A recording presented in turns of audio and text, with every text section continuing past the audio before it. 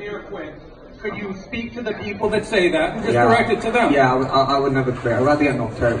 You know, I'm one of the fighters. I'd rather get knocked out in fights. I have been knocked out because I've tried to win fights. You didn't quit?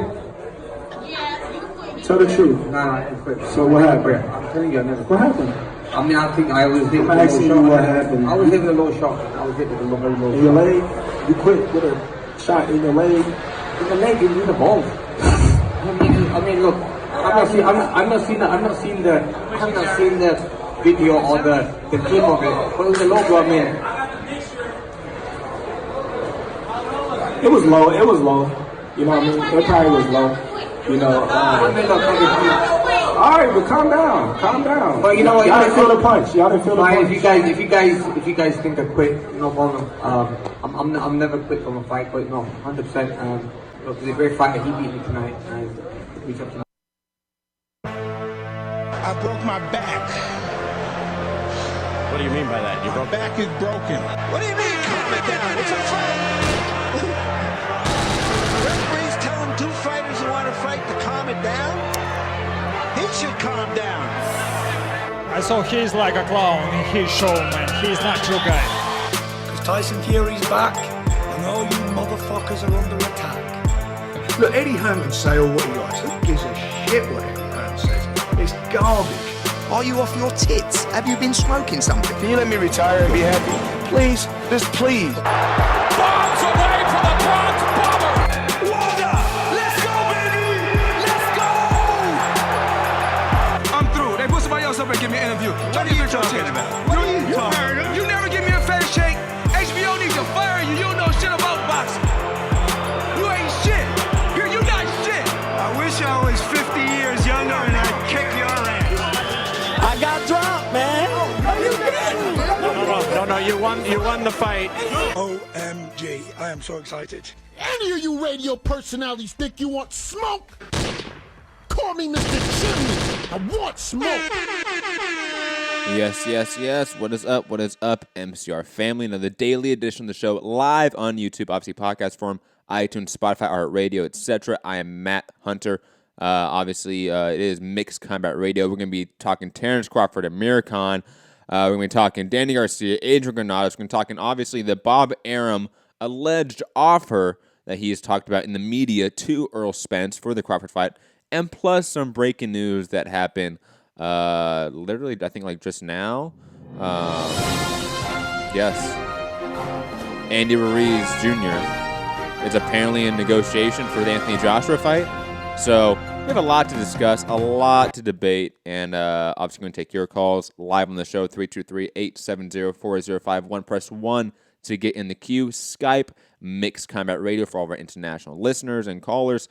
But of course, I am joined by the illustrious, the one and only, the Han Solo of MCR, Mr. Robbie Hearn, second cousin, twice removed of Sir Eddie. Rob, how you doing today? What made you make that decision? Well, he indicated to me that he was hitting the testicles. That turns me on. That really makes me horny. How you doing? I'm good, Matt. I'm good. Yeah, a little bit of news there, just as we were literally playing the intro. Shout out to Potential Lunatic, the associate producer. It was Leonard. Huh? It was Leonard. Well, Leonard may have said it in the chat, but Lunatic sent me the DM. Damn, Leonard, your spot's getting taken. It seems. Leonard is also a very good source. He always he's always got a lot of the bases covered as well. But it was just I noticed it from Potential Lunatic. But yeah, weekend of boxing. I don't know if you mentioned on the rundown, dazzling Dave Allen. I did. I left that for you, obviously. Oh, right. Okay. The new BoxRec number 22 heavyweight in the world. So, yeah, we'll talk about that card as well. So let's not forget that. The liver shot. If anyone else would have done it, like a Lomachenko or a Canelo, oh my God, did you see that shot from Canelo? Wow. It is like pound for pound. So, yeah, we'll talk about that. But, yeah. Come on, Matt. Up to the mic. And I will reply exactly with what I replied in our group chat is because those fighters do it every fight and in every round. So, I know. That's why I'm just saying. That's why they're pound for pound. Dave Allen done it. He did it one time. Oh my God. Yeah. UK is on fire. And dropped to heavyweight. So let's go. Anyway, let's get into it. What do you want to talk about first? I already feel like this is gonna be a great show. I don't know why. I'm in a silly mood. I feel like you're in a silly mood, Rob. Let's be honest. We had some silly fights happen this weekend. But let's talk about those silly fights, especially the silliest of them, Terence Crawford and Amir Khan, and it being a $70 price tag on it. Of course, we're going to talk about the Spence-Crawford deal, negotiation, whatever sort of framing we're going to frame it as. I don't know how we're going to frame it yet. But let's talk about Crawford-Khan first. Obviously, this was a dominant performance from Crawford, as expected. He didn't get the KO exactly how we expected because we expected him to actually KO him instead of this low blow shot that ended the fight where it ended in quite quick fashion. There really wasn't that 5-minute time allotted for fighters who receive low blows. Amir Khan didn't get that. It seemed like they rushed his decision, but also seemed like Amir Khan didn't really want to be there. So I really don't care about this fight in any particular way. It does nothing for Crawford. To me, we're back. You can honestly erase that this fight even happened, and I'm okay with that. Because in my mind, it's like this fight never really happened. But I don't know. Crawford looked great, but then again, look at his competition. Rob, your thoughts on this fight? When you know he's in the hangout with us and you're saying all this. Yeah, shout to Coach Mitty, who's in the hangout with us, who just got back from vacation. Who is probably the biggest Khan fan I have ever seen in the real life, like in an actual real world scenario. Like I've met Mitty in person, not some Twitter, egg with no avatar. Like Mitty actually exists in real life. Yeah, he's the biggest fanboy I've ever seen. But sorry, Mitty, Khan wasn't ever gonna win this fight, and he didn't win a round, didn't really win any exchanges, never really landed significant punches, landed a couple good jabs here and there. When Crawford did switch to southpaw, obviously that did open up the right hand for Khan a little bit more, but Khan never was comfortable in there. He was never comfortable enough to really sit down on any of his combinations. I would also add that he really wasn't in range most of the time. A lot of his shots were falling a little bit short of Crawford. It was just a dominant performance with a really weird anticlimactic finish for a $70 pay-per-view main event. I can't say anything good about it. Even as a Crawford stan, there's no real positive takeaway at all. Other than maybe this does an amazing pay-per-view number and forces the Spence fight, which we'll get to later, but that's a different topic for a different part of the show. My feeling on it, the debate is, did Khan quit or not? I'm not going to sit here and say he's a quitter. I don't care. But I mean, look, he didn't carry on, right? There was 5 minutes available to do it, and he indicated that apparently, I think Virgil Hunter told Steve Bunce after the fight that Khan sort of told him his legs are gone. He's got no legs under him. So I don't know. But I think possibly for the first time we've seen Khan outboxed in a fight. He may have lost other fights, but was he necessarily outboxed, or did he just get that big shot landed on him and he went to sleep? So I think it's an indication now that we knew it anyway, but Khan's close to the end. I mean, he said he's going to carry on. He's not going to go out like that. He vows to continue, but what is there? Because apparently Brooke was there and talking up a fight with Terence Crawford. So Brooke and Crawford were not Brooke and Khan. So we'll see, because that whole thing's been spun like, the boxing Twitter's been like, look at Brooke following Khan around like a lapdog, begging for a fight.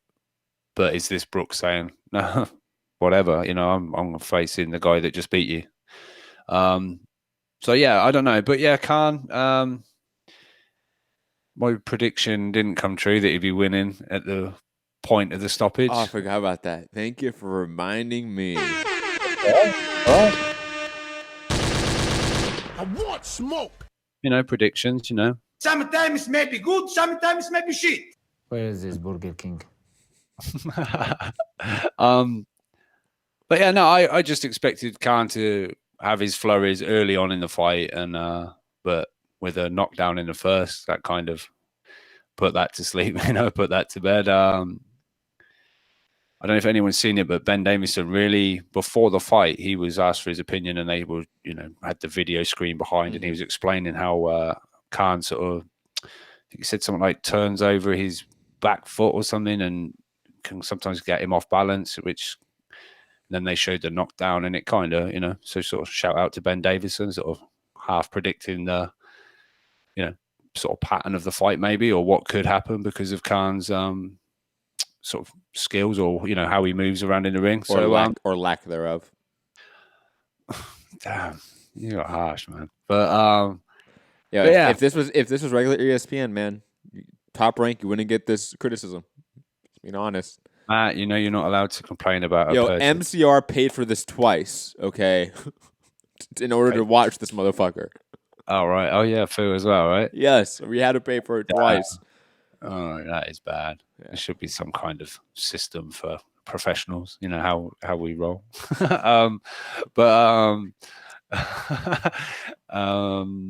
no, I believe. I mean, I'm wondering what the pay-per-view numbers will be. I'm wondering if it might be good, because apparently, in a lot of ESPN programming, this was basically a permanent fixture across the bottom of the, reminding people that at 7:00 tonight, Crawford can't pay-per-view, click here, or all that kind of stuff. It's like a permanent banner on the screen. So just to keep it there in viewers' minds, whether people decided to go with it or not, that's the question. But it was like a permanent ad. If you've got ESPN on all day, and you're, oh yeah, I'll do that later. Oh yeah, I'll do that. Oh yeah, it's nearly time for the fight. Order that. It's quite a good idea.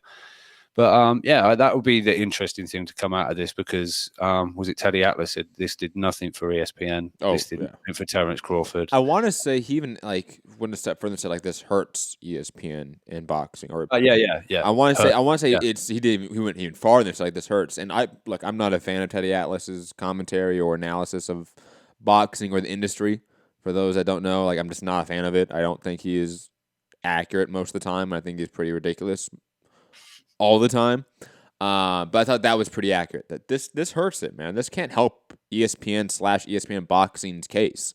And then obviously under that, Top Ranks. It just can't. You can't have this level of fight, which was already criticized, and it end that way.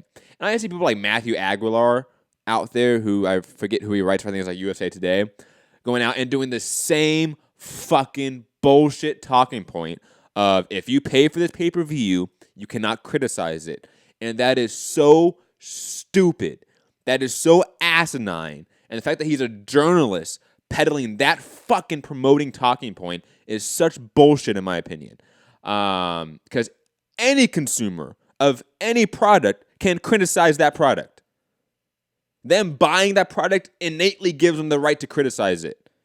Maybe you may not agree with that criticism, but to say they can't criticize it, fuck out of here, Matthew Aguilar. Yeah, I mean, maybe he's coming from the point of maybe somewhere they heard people criticizing the event before they purchased it, and then said person purchased it. Who cares? Who cares? Because, look, you can criticize something and still buy it and still criticize it afterwards. This is shit. I'm not buying it. Ka-ching. This was shit. To be fair, this time, Rob, I did not say I wasn't going to buy it like Spence Garcia. To be fair. True. I said from the jump, I'm probably going to buy this because I'm a fucking degenerate, let's be honest. And you kind of have to, really. I don't have to. I'll be honest. If there was anything that was really comparable to this, I would have done a show on that. But Garcia Granados, I think the viewership's not going to be great for that, to be honest. No. It had no hype behind it for some reason. I didn't feel like there was any push behind it. Because I was right about him, Garcia, not quite being what he was. bad venue, bad city for that fight. Honestly, you have a Chicago fighter and a Philadelphia fighter, who's really a New York-based fighter. If you really think about it in terms of his market, fighting in a small venue in 6,000 miles away. Yeah, no, 6,000, but it's more like 3.5. It just, and again, middle of the day, not really prime time at the start of prime time. It wasn't a bad card. We'll get to that in a second. But anyways, by the way, I was talking UK miles, not US miles. Oh, kilometers. Okay, then I think you probably might be right. Actually, I don't know. It might be closer to 8,000 kilometers. Actually, I got no idea. I have no idea. Fuck, conversion rates and everything. I found that out when I tried paying you the other day. God, that was miserable. I'm like, God, I have to pay him more of US dollars to make it even out. This is bullshit. So you got paid a lot more than food. Don't let him know that. Paid food. Not even here. Oh my God! I'm joking. He got to pay for Crawford Khan out of it, right? Oh. Let me say the joke. He is totally gonna be rollerblading back home from work today, and listen to this show and be like, "Whoa, what?" But anyways, into a hedge. Anyways, do you want to talk about Spence Crawford and Bob Arum's quotes, or do you want to talk about the? Oh, sorry, that was totally an accident. No, it almost worked. If it did kind of work, but that was totally an accident. Let's do the card quick, and then we'll pick it up. Okay. Co-main event: Teofimo Lopez knocking out Edis Tatley via KO with a awesome body shot, right straight hand to the body. Second best body shot of the weekend.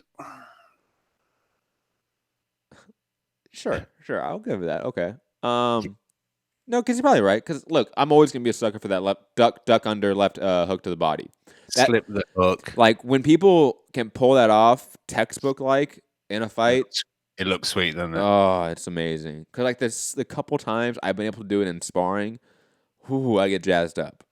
Like, it's good, right? That would energize me for the entire training session. Just doing that once, because it's so hard to do.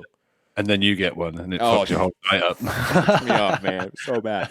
But anyways, digressing. Teofimo looked great in my opinion. I know there's some criticism about his performance when we did the live fight chat. Fugatti and others pointed out he had sort of a lethargic, slow start to it. He didn't seem as agile in previous fights. Teofimo did allude to a hard training camp. He didn't really go in specifics about that from what I've seen. Maybe he did in other interviews. I've not seen those interviews. But I thought he looked great. And I thought Tatley was a decent European, not commodity, but fighter in that division. One that we've heard about for some time, in the rankings for some time. And he dominated him. Like I thought Tatley landed a few jabs, but Teofimo dominated every second of that fight. Dominated every round of that fight, and then finished him with a brutal one-shot body shot. Think about that. It was just a one-shot right hand, right straight to the body. It wasn't a hook. He wasn't digging down deep on the inside. He was from long range through the right hand and finished him with that shot. That's beautiful stuff. Shows the power of Teofimo Lopez. I'm still fully on the hype train. Fuck out of here, you haters. There's a reason Fugatti doesn't want to be on this show right now. We all know why. Guys. Sad. Those Loma fanboys don't want the smoke. Call in 323-870-4051. But Rob, did you watch this fight by chance? I saw Teofimo. Yeah, saw him in action again. Yeah, I thought another highlight reel. And the hype keeps building. Whether people want to pick holes in the performance, that's up to them, At the end of the day, he got the job done and got to do his backflip and shit. And I think Comey was in attendance. I believe he might be having an in-between fight or something just to test the hand out. But that could be the fight that gets made. Possibly with Haney, rumors linking in with DAZN and Matchroom is... Eddie working his magic to get Haney and Luke Campbell that vacant WBC slot. But yeah, Teofimo, the takeover continues. Will he actually take over? Time will tell. We're gonna talk about another phenom lightweight prospect later on this show, and when they eventually fight, I'm gonna be devastated about having to pick who's gonna win. But we're gonna get to that later. I thought Teofimo looked great. I think if he fights Comey next, that makes perfect sense. I think in ideal world, you make Comey versus Teofimo Lopez, and you then have Lomachenko versus Luke Campbell. I think that makes the most sense in the world. And then maybe you have like a Haney-Pedraza fight. Somebody that's still good. I don't want Haney to fight. Usually I would say this name would be okay, but I don't want to fight like a Ricky Burns type, for example. I want to fight somebody a little bit younger, a little bit more closer to the top of the division. Someone he can probably beat. Somebody that he would still be the favorite against, but I would think would give him a hell of a fight. I still want Haney to be tested. Just like I technically want Tio to be tested before Lomachenko. Even though, let's be honest, look, Comey is technically a champion. But Loma's the guy in the division. He is. Mikey's not in it anymore, let's just be honest. Loma is the guy.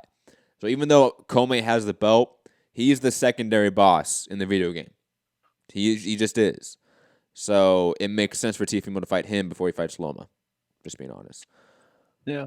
Moving on, Shakur Stevenson defeating Christopher Diaz via pure domination. I think he won.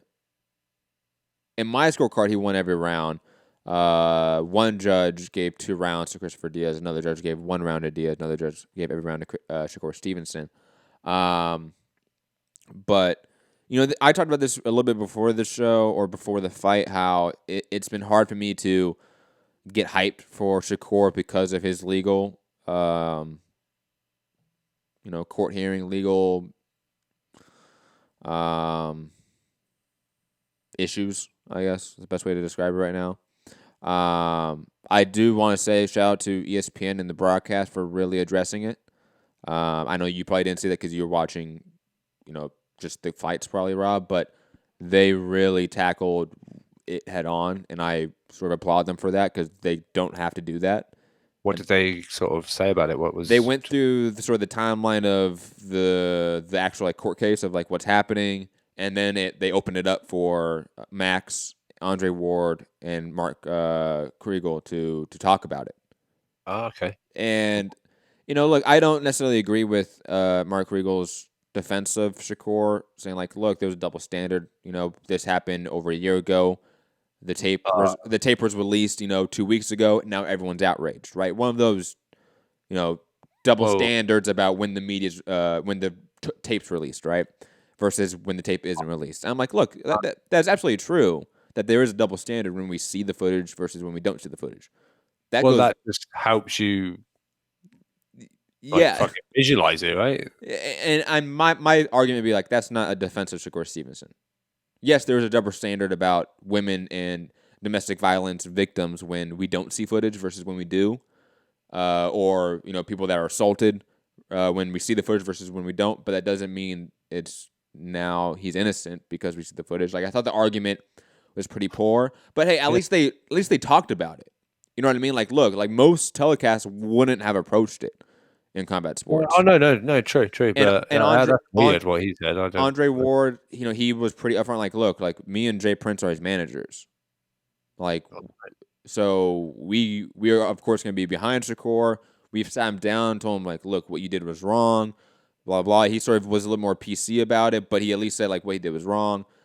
But we would stand behind him. He sort of gave that spiel. Max was kind of quiet. I think he sort of just directed traffic with the convo. I'm trying to remember what his opinion was. I can't remember. If he didn't, damn. Wow. Trying to remember, Rob. I can't off the top of my head. But at least they addressed it, so I'll give them that. So I will wait till the court case to really address it any further because I think the court case is in June. Mm-hmm. But digressing from that, I'm going to talk about the fight itself. Shakur looked fantastic. I mean, I can't believe he looked that good and he made it look that easy. This was perhaps the most one-sided fight of the entire weekend. And that weekend included Terence Crawford versus Amir Khan. And on top of that, this was probably the toughest matchup of the entire weekend, I would say, on top of that, right, Rob? Like, this would be, on paper, heading into this weekend, this would be the closest fight you could, that's a pick'em fight, right? Every other fight, you can pretty much, I think everyone was in the consensus about who was going to win. This one, there was an argument about Chris Rodriguez being too much. He's being too experienced. I would have lost, even though it being a loss was experience. But Shakur looked phenomenal. If he gets through his court case, let's say he gets a 6 months probation, one of those sentences, which I think is probably going to happen. I don't think he's going to get any actual, prison time or jail time. But he's going to get some sort of community service probation. I think a Josh Warrington fight is absolutely warranted, or a Valdez fight. I think any of those fights are within the ESPN umbrella that is a championship level fight. I'm okay with now with Shakur. I think he showed me enough where I'm not concerned about the experience level anymore, the lack of fights. He is good enough to fight those top guys. If he loses, he's young enough to rebound. But you can throw him with a Valdez or Warrington, and it's not going to be one-sided like I thought it was just a week or two ago. I said I thought he would win, and he'd look good doing it. Wow, I think we thought it was going to be a tough fight, but I'm getting a bit late right now. You want to jump off and jump back on? Yeah. Okay, just do that really fast. Anyways, there's apparently a video that Rob wants me to show. Oh, we can probably play some of this. Let me pull this up. Apparently, it's AJ talking about Big Baby. I can play a little bit of it. What's happening, people? Oh, hold on, AJ. We'll get to you in a bit. We'll get to you when we talk about that bullshit. But anyways, as Rob is jumping back on, I gotta say, for Shakur, it would make sense for him to take maybe a step up before one of those fights, but he doesn't need a step up. He can just jump to those champs, and I'm ready for it. Rob, I did see the clip, by the way. We will play some of it when we get to the Andy Ruiz topic. But anyways, back to you, Shakur Stevenson. Did you see the fight, and your thoughts? Yeah, I saw the fight. I thought he was really good. This was meant to be a stiff test for Shakur to see where he's at, and we just passed with flying colours. I thought he looked really good. He's just really growing, I think early few fights, not that many fights ago, it was like, oh, but has he got power? Has he, but I think he's really getting his man strength now, and I know he got in. He keeps mentioning Tank's name on Twitter, and Tank's giving him a bit of grief back, and maybe one for the future, maybe. Hold on. Tank would love that. It's a featherweight, man. Yeah, it's a 126 pounder moving up, man. That's what Tank loves, right? He's got the different side of the street excuse this time. Oh, of course, I know, but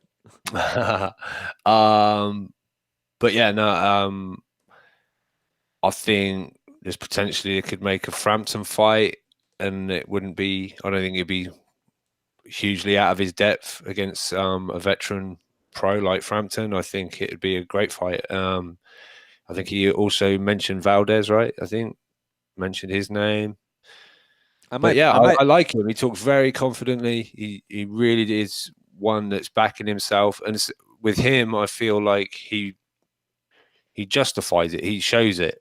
It's not someone that just talks hella shit and then you watch him fight and you go, well, you're not all that, But I think he's showing that he is or is gonna be all that. I think the future is very bright for him, depending obviously how the legal side of things goes. But in the boxing ring, I think he's a real talent and could go a long way in the division. So great performance. Let's go down a little rabbit hole. Gun to your head. Valdez, Shakur Stevenson happens next, right? Who you picking? Preliminary thought. You don't have to no tape study. Just not. I'm not going to hold you to this on fight week, but gun to your head right now. Who you picking? I might pick Shakur. Me too. I'll be honest. Yeah, I really might. Man, And he's what, 12-0 now? 11-0? It's early days. Right? I have his box record up. Hold on. What am I doing here? I'm trash. No, he's 11-0 now. God. What's with these phenoms right now in the sport? I can't handle it, man. All these guys with sub 15 fights that look like they can be the next fucking great of their generation. We're about to enter a great time in boxing in the next 5 years or so. I mean, Valdez is a tough guy. That someone who's not going to just get handily dealt with. So he's going to be in front of him for the fight, and that can maybe be a bit of a test when he's not just knocking someone over or really putting. Also, Valdez with the new camp with Eddie Reneso and Canelo. We've been hoping for some development for Valdez's game. We haven't really seen it yet, but hopefully maybe that pays off in that sort of fight. But I think they've only done one, right? So this might be the I think so. This might be the one where we do see a bit more of a difference when he does fight next. But yeah, I don't know. There'll be at the minute I might lean towards Shakur, but I think it's a tough ask. But agreed. I really might. Let's circle back to Crawford and talk about Arum. Man, he has been on one this entire weekend. Like me and Rob are both two white guys. We are not the people to really talk about Bob Arum's white promoter comments, other than saying that's probably at the very least a really bad negotiation tactic in the public. At the very least, right, Rob? My lighting doesn't do me justice, but yeah, I'm not qualified to talk on it. let alone like the other like racial ramifications and the racial history of boxing. Like there are other people. There are other people. It started off so well. There was talk of an offer, 50 different networks joining together. Then it was followed by, but Al Heyman will tell him don't work with the white promoter or so. It's like, what the fuck? I will say this: when stuff like that is presented, I usually look for like an Andreas Hale, as a prominent, black journalist in boxing that is very open about his opinions. He had some good comments about it earlier today on social media, so go check out his comments. But goddamn, Bob Arum, what are you saying? But anyways, let's get to Bob's like the old guy that's in a home with like Tourette's. Bad.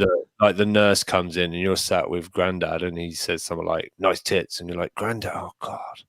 But like Bob's like actually out in public.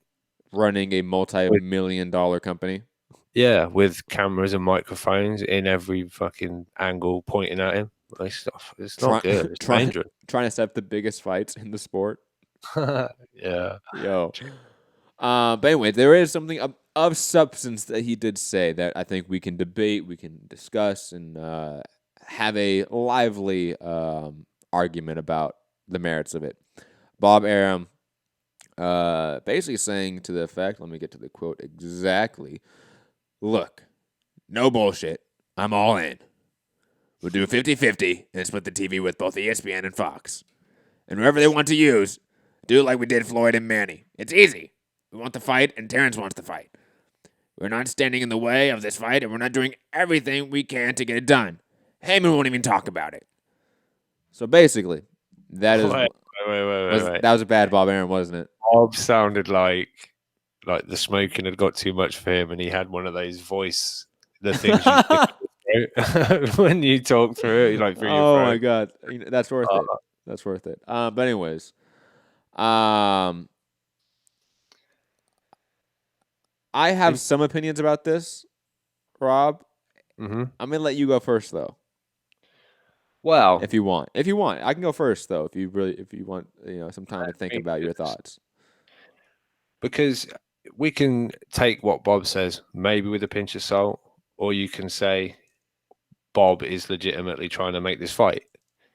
But let's argue for fuck's sake that this offer's legit. That he sent a actual term sheet to PBC with these terms. Let's just argue that, because whether or not he did is an argument we can have. But fuck, we don't know. And until we get a confirmation of that, I feel like that argument is pointless. So let's, in theory, give the Bob some credit, even in his old age and weed smoking days, that he actually sent a term sheet with these exact terms to PBC.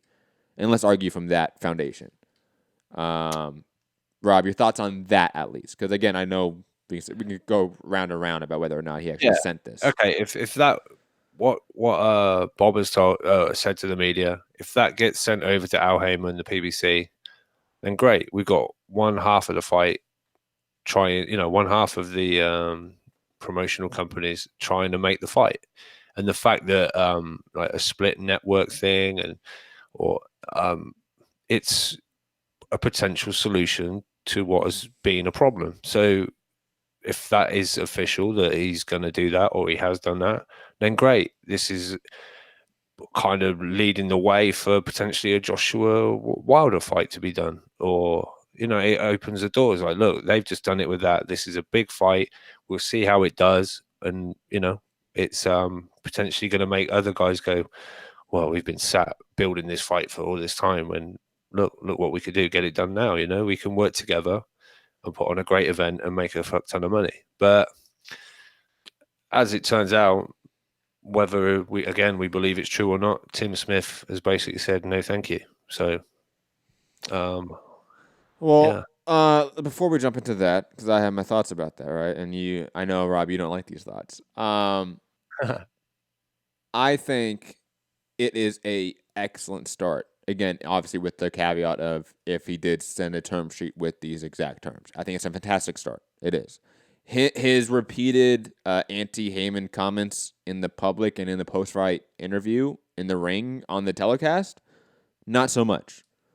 Like you talked about this before with the whole Wilder, Steven Espinoza, Lou DiBella, anti-Hearn rhetoric, right? How that is detrimental to the negotiation process.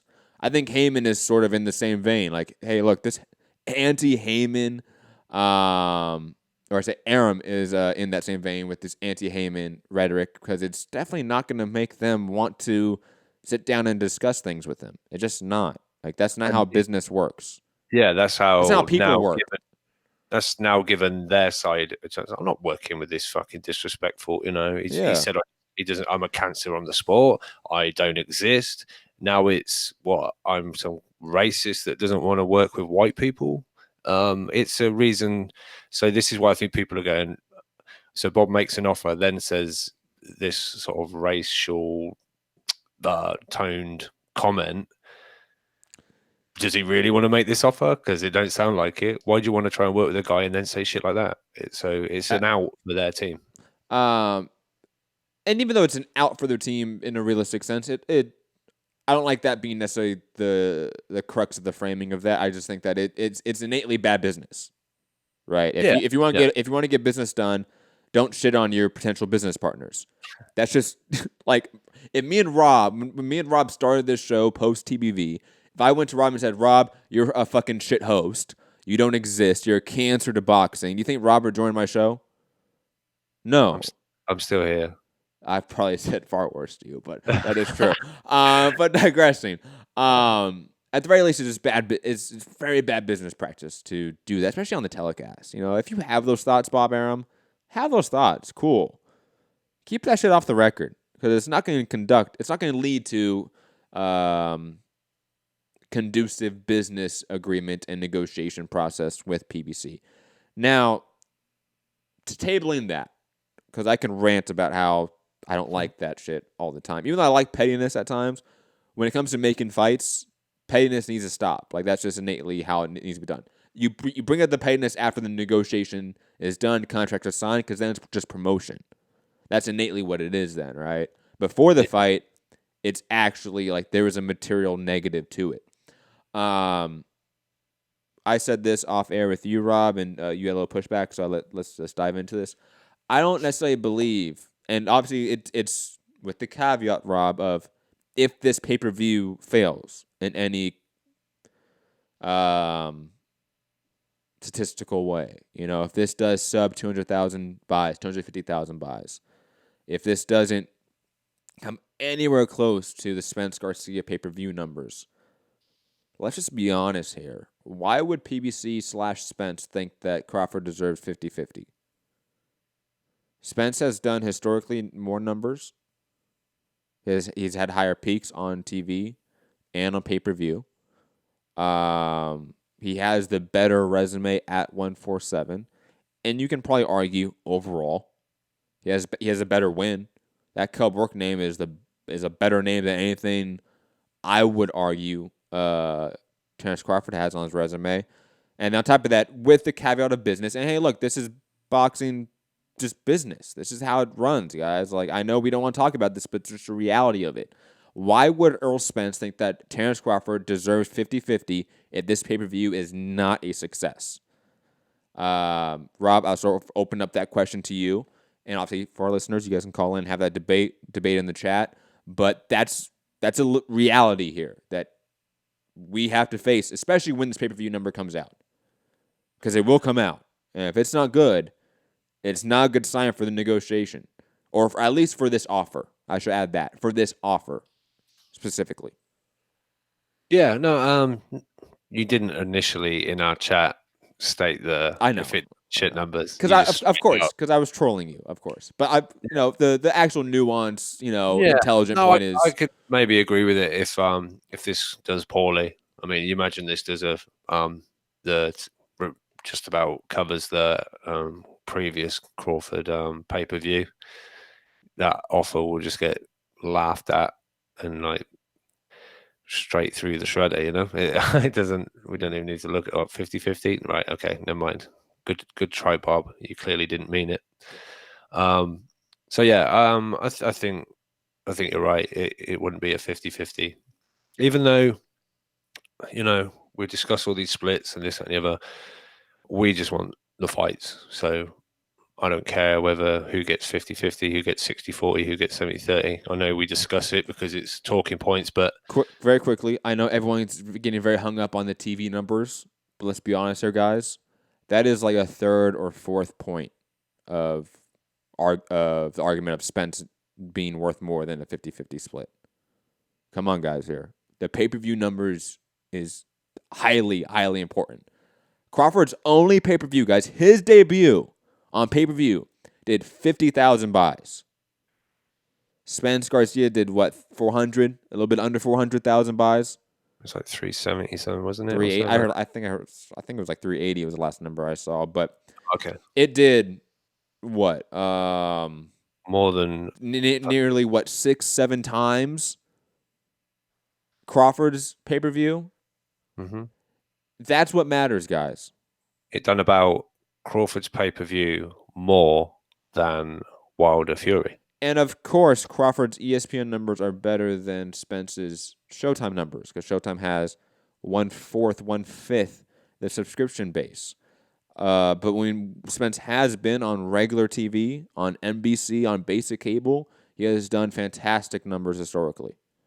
And so I'm not bringing up old shit. I know you guys want to stick on that, but the pay-per-view that Spence just did that did 7 times more than what Crawford has done was a month ago. That's not old shit. You cannot ignore that. And that is the number one point as to why probably Spence is worth more than a 50-50 split. Again, with the caveat of Crawford Khan not being a pay-per-view success. We don't know the numbers yet. If it is, then my argument's obviously invalid. Like this entire argument, you can scrub it. Because then Crawford is deserving of a 50-50 split. And this offer, this term sheet that we are in theory granting that Arum is sending to PBC is one that should be credible and looked at by Heyman, by Tim Smith, by Errol Spence as a legit offer. And obviously people in the chat, don't go at Matt too much on this. He bought both of them, so he knows what he's talking about. Phil, you better call in. That's all I'm going to say. You better call in, Phil. In the chat, I'll give him some smoke out. Yeah, he's in the chat, but he's not on the show, huh? Hey, pussy, are you still there? He got the check and ran. I can't believe that. Yeah, I can hear him now. Anyways, your thoughts on Crawford Spence pay-per-view? Because I've talked a lot more than you, so I want to sort of open the floor to you a little bit, and then we can probably move on if you want. I mean, like I said, Tim Smith told LA Times that basically there's a lot more fights for us to do with Spence right now.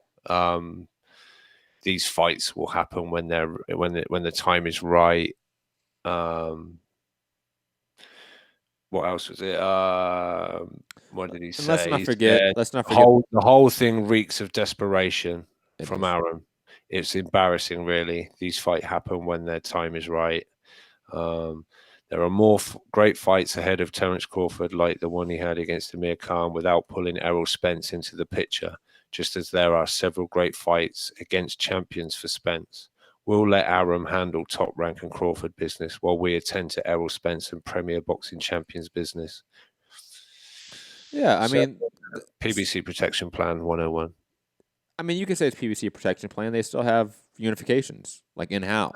No, I know. You know, like that's the difficulty is like, look, if you're in-house and have a literal unification, multiple unifications in-house in one division, and that division is a moneymaker, fuck, why you got to bend over backwards for the asshole that's shitting on you in every interview?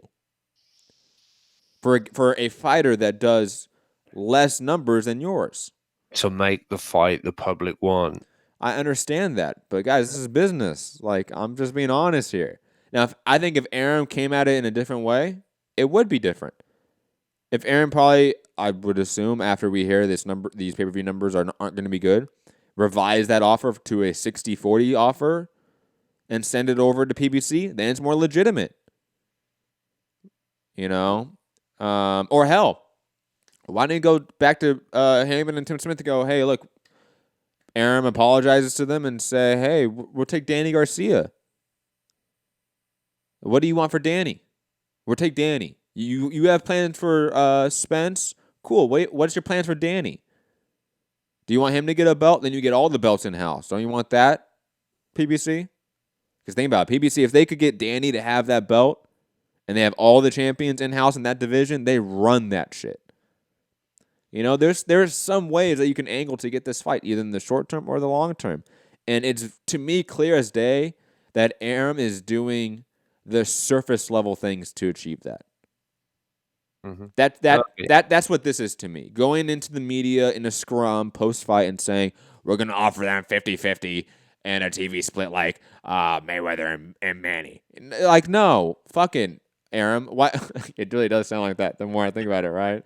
I need to listen to Arum more and work on that impression because that's bad. That's really bad.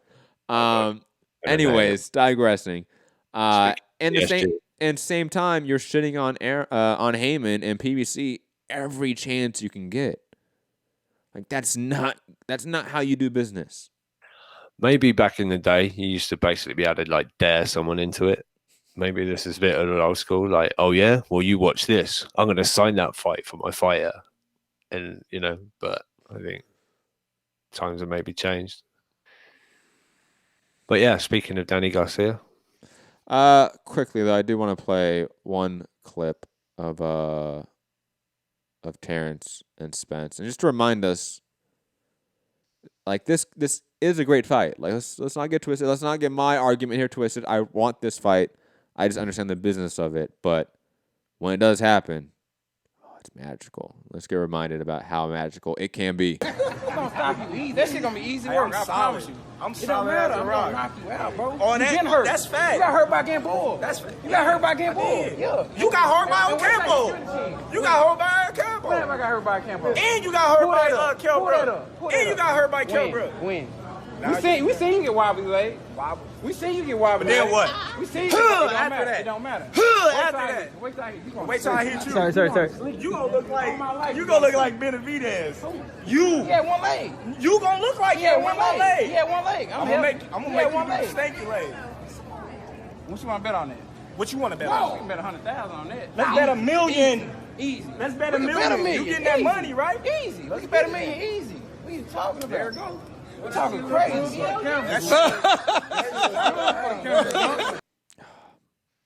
It's gonna happen, guys. Don't worry. Oh man, we can dream. Pound for pound, the worst line in a fucking bit of shit talking. You got hurt by Ocampo. I didn't see that. There was that one body shot. Get out of here. Well, there was that body shot. And Jay saying, Matt, why you bring up old shit? Because that video's fantastic, Jay. Be happy. That's the thing. I love it. Look, that's what that is to me.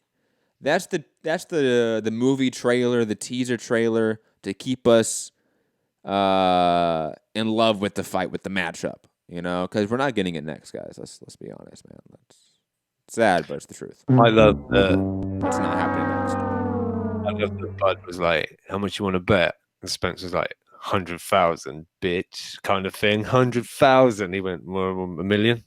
Yeah, we could do $1 million easy. It's like, damn, I thought I went up. That was a big bet, 100,000. Nah, fuck out of here, 1 million. When that happens every time, Dr. Evil, 1 million, and everyone laughing. Like that's in today's economy, 1 million isn't that much. Anyways, let's get talking about Danny Garcia. I thought he looked fantastic. Obviously, he beat the dog shit out of Adrian Granados for 7 rounds until he got the finish. There were obviously, Danny's a hittable guy, so he's going to get hit. But I was shocked at how little of those punches had an effect on Danny. Like, anytime Granados would land a jab, land any sort of combination, Danny just walked through it, ate it, parried it away, rolled with the shot, whatever it was, and then delivered his own punishment. And we know that Danny excels when he fights this level of competition. I know some listeners were a little more hyped on Danny post-fight. I'm not there yet saying that, he's back, he can beat all these guys, but we know Danny's great. Like, we know he's really good. We know that he can beat everyone but those very top guys. But he's definitely probably deserving of one of those top names next. If Crawford is not in the mix, and let's be honest, I think Robbie probably agree with this, that he's probably not going to get the Pacquiao fight, the Thurman fight, or the Spence fight. A Sergey Lepinets fight would be bloody. It would be action-packed, and it's still in-house, and could easily be a Fox main event. That's probably what is a realistic option for Danny Garcia next within the PBC bubble, is a Sergey Lepinets fight. They even sort of set it up with the Lamont Peterson common opponent. Rob, your thoughts on Danny Garcia? Looking fantastic. Pumping the brakes on the fantastic. I partly think Granados is, I don't know, he wasn't quite sort of up to it. So it's a mixture of Granados wasn't quite there and Danny was good enough to beat him. But this whole he's back, watch out champions, Danny Garcia's. But I'm just a little hesitant to be like, yeah, Danny looked absolutely amazing. But he did. You could say he looked amazing and still think that he doesn't beat all these guys. No, or I could say I didn't think he looked amazing. Why don't you think he looked amazing? I don't know. I don't know. I thought it was a bit of a lackluster Granados. I expected more, and I don't know if that's because of Danny or that Granados just wasn't that good. So it's hard for me to gauge. I don't know. It's just my opinion. But yeah, but we've seen Granados against like people like Broner and Porter, and he looked far better in those fights than Garcia. Obviously, it could be due to being shop worn. Yeah, but I mean, Garcia still dominated this fight in a way, right? Like there was. Yeah. I guess maybe I'm just like not the biggest Danny fan, and it's pretty obvious. Quite hard to. But you mentioned the Lipinets fight. I guess people like the hardcores would think, oh yeah, it's a decent fight, but I don't know. Again, I think to the casual, I don't think that looks great on what used to be a big name like Danny Garcia. I don't think that really. Again, he's sort of on the outside looking in when he used to be sort of in. Yeah, but then again, like the division just has a very top-heavy like name value to it. Like Sergey Lipinets is a great opponent, right? Like I think Sergey Lipinets gives probably everyone a tough fight. Even guys like Spence and Crawford, I think he gives them a tough go for it, even though he may lose every round, but he's going to give them a tough fight. But he's still a top, 7 guy in the division, top, 8 guy in the division, but he has no name value. I understand that, but that's just what happens. When you're on the outside looking in, you have to sort of make fights, and that's a great fight. It's still a great opponent. it makes sense to me. I'm just happy because Leonard Sterling agrees with me. So cool. No, but yeah, Andy Ruiz was on this card. He looked good. Yeah. Yeah. I mean, he's a big guy that throws a lot of punches and works the body really well. On top of that, I think he is quite aware that he is the small, big guy, and he fights to that, and there's some benefit to that in the heavyweight division. Plus, he has a pretty good cardio tank. I thought he looked pretty good. I don't know if this is you want to segue into. I'm sorry, I was just going to say a big guy with a good cardio tank. Well, it's a bit. I know. I was going to compare him to Big Baby so many times, but if you're an alarm bell, I'm going to have to leave. Yeah. I don't know if you want to talk about the news that broke right before we started the show about him. Yeah, I mean, or you want to talk about the fight first? Well, there's not a great deal to say. He just, he done his thing. Yeah. Looked good. Yeah. You want to get to the news? Does it get you deserving of the news? I'm not so sure, but. Well, the news is Behind the Gloves reporting. Herring. Andy Ruiz starts negotiations with Eddie Hearn tomorrow to replace Big Baby for June 1st. Look, I think. He also tweeted. Did you see his tweet I sent there? No, I did not see it. What is in it? our chat? You want to just say it? One. I've not got it. I thought. Oh, I thought you had it up right now. I'll read it. I can. The Michael Benson one? No. Andy Ruiz tweeted a photo of himself and Joshua. Oh, here we go. It's a photo of him and Joshua saying, June 1st, we're ready. I'm coming for those belts. That WO belt belongs to me. Everyone knows I beat Parker. Look, I think it's a fantastic. I'll put it this way: it's a better fight, in my opinion, in the heavyweight division than Michael Hunter. It just is. I think it's a more action-packed fight. I think it's a more competitive fight. I think Ruiz does some of the things that we wanted Big Baby to do to AJ. On top of that, Ruiz does have a point. I thought he beat Parker. Like a lot of people thought he beat Parker. I think most people probably would pick AJ to beat him on short notice, but that's beside the point. I think it's still a top 15 ish name that he's picking up on short notice. So that would be a pretty good, again, short notice, late notice opponent, in my opinion, and also one that is a PBC commodity now. That's a huge, not red flag, but just a huge indicator of something, in my opinion. So I like that. So I'm all in favor of this. I know it's not going to be one that's going to excite people, but for hardcores that like Andy Ruiz, I think we know that he is quality, that he's going to bring a level of fight to AJ that I don't think Michael Hunter would bring. I'm just being honest. He doesn't have that physicality like Ruiz does, let's be honest. Following that tweet saying, like, we're ready for June 1st, blah, blah, blah, but I expected the doubt from everyone. It's okay. It's what you are supposed to do. Please continue. I need that energy to win. It's how I've made it this far. So I don't know. And FYI, he's now gone in as second favourite to beat Joshua's opponent at plus 200, and Michael Hunter is a minus 200. What was Ruiz? What was the plus 200, 2-1. Okay. Yeah, that's fair. Since we're talking about AJ, you want to talk about the AJ video? Want me to play a little bit of that right now? Yeah. Hopefully it gets to the bit that Michael Benson tweeted. What's happening, people? I hope you're well. Hope you had a good bank holiday. So June 1st will still go ahead. My New York debut at MSG, Madison Square Gardens. I didn't want to talk too much on the situation with Jarrell Miller because it's not in my character to knock a man when he's down. However, there was a lot of things that he has said previously in the press conferences and build-up, so I wanted to crack him in his jaw. But I know when you're in a position, you have to lead by example, and I knew that wasn't the right thing to do.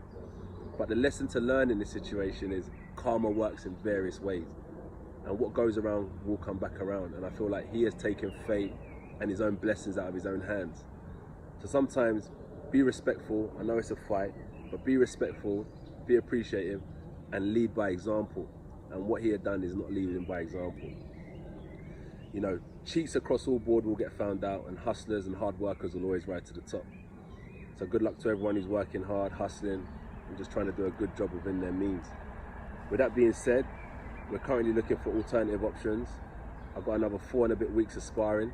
Whoever the fighter may be, I'm going to keep my chin down, hands up, and I'm ready to slug it out with whoever. And just to say good luck to the kid, Errol Miller, whatever he does with his life. As I said, I'm not going to knock him when he's down, but he doesn't even deserve to be in the ring with me or any other heavyweight right now. I don't know what the future holds. That's not up to me. That's up to the governing bodies, but they'll make the right decision and the right call on this situation.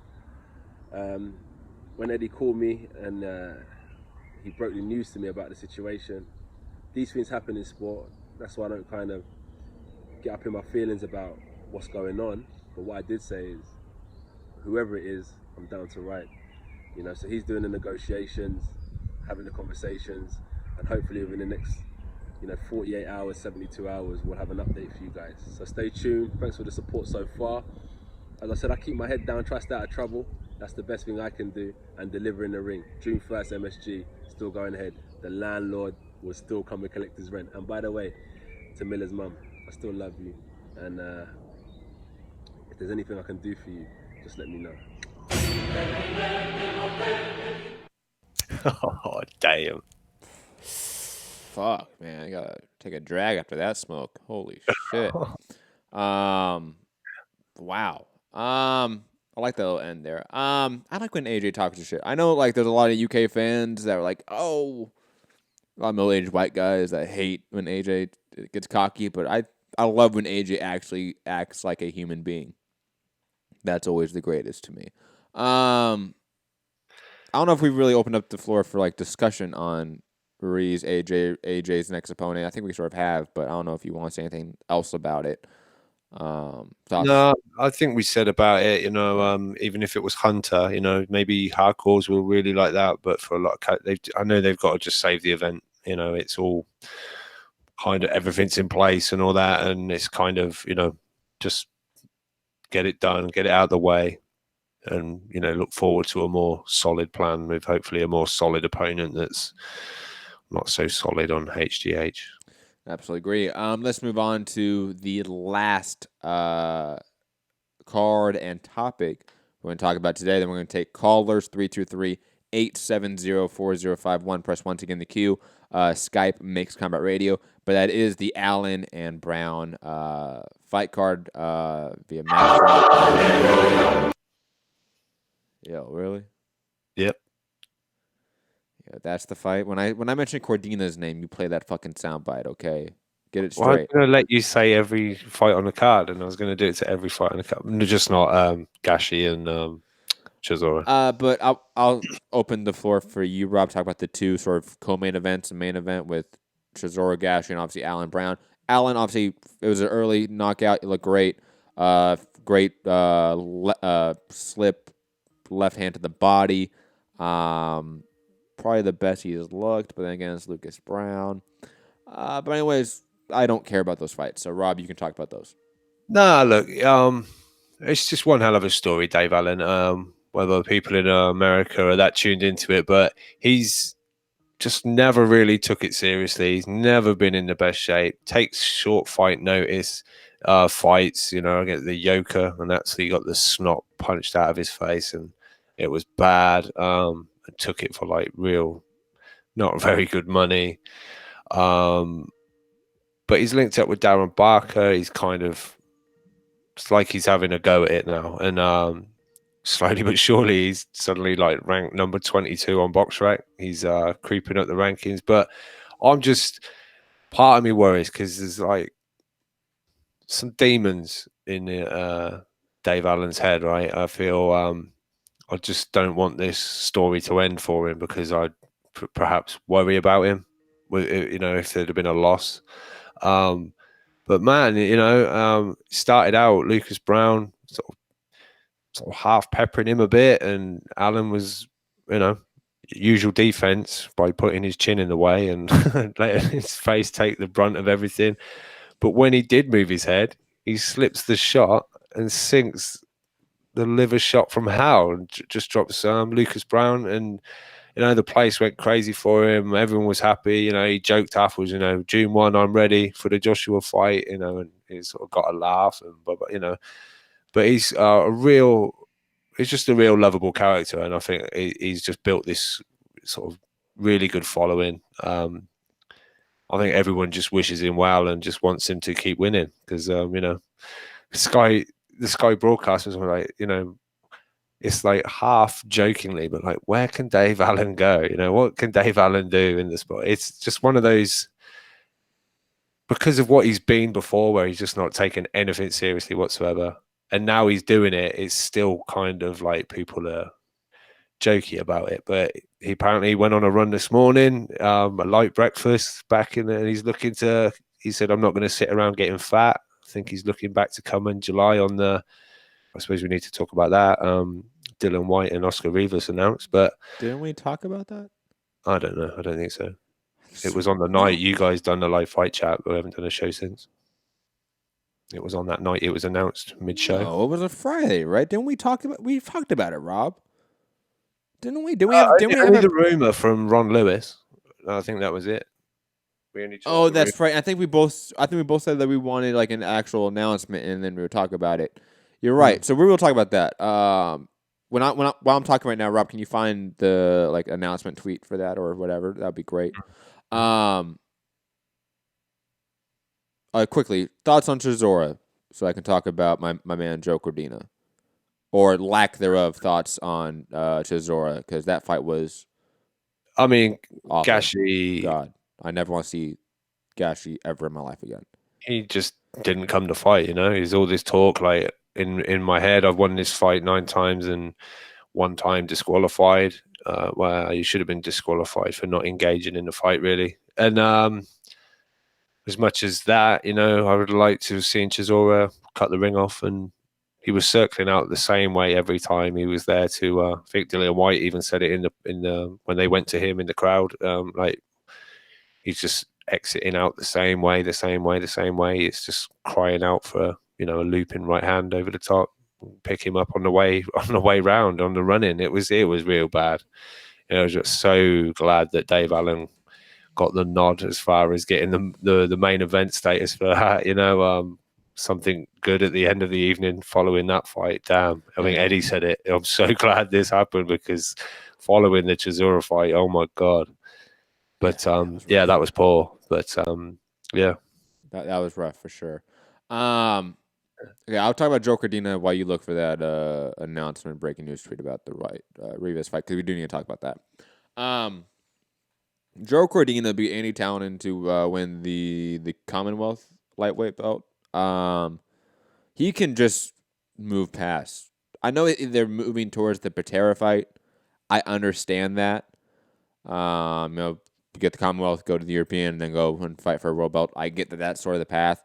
And I get that he's only 9-0.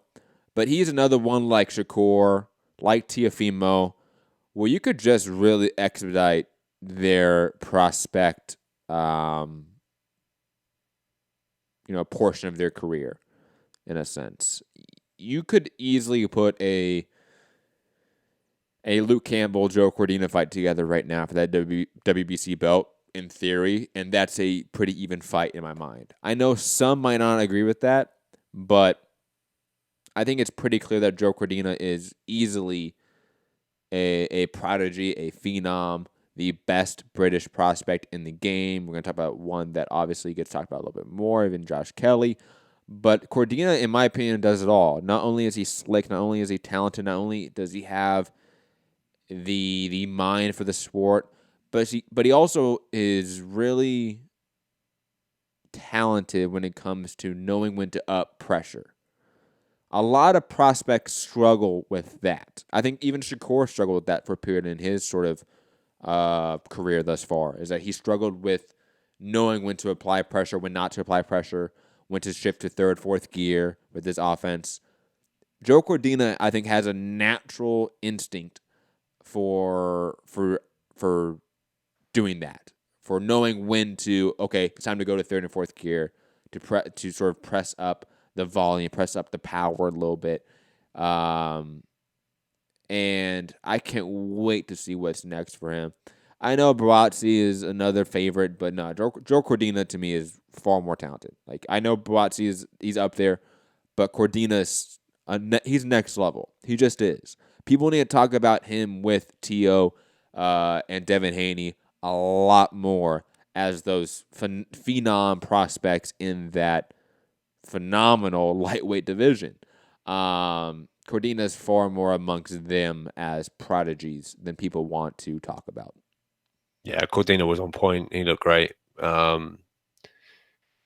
It just, I don't know, using the ring, some good angles, his combinations when he does let his hands go. I wouldn't say he's got huge pop, but it's almost like accuracy and like accumulation when he does that. He seems to really just bang, bang, bang, bang, bang, and it's don't think you need that one punch knockout power. So it's doing its damage, and he's certainly skilled enough to do it over rounds. And then when you've really battered your guy, it's enough to either they take a knee or they're done with. But yeah, he looked on point. He was really, coming back off, I think it was a 9-month layoff or ish, 8 months, with a bad hand. To look like that against the guy that Lewis Ritson ducked. Yeah, I said it. Yeah, I said it. Yeah. Come on, that was funny. You know that. Yeah, throwing out that fishing line. That was good, right? I'm ignoring it. But no, he looked, like you say, off that layoff, that was a real good performance. That Andy Townend, he's known he can really, really quite bang. He's really got quite a heavy punch, but he just, kept taking one on his way in, or whatever. But Cordina, fantastic. Look forward to his next outing. Whether it's what I think they kind of discussed, one more defense of the British, and then they're looking for that Patera fight. I don't know, but hopefully this Patera is not that boogeyman of British fighters trying to get that European. Just fucking leave it and just go.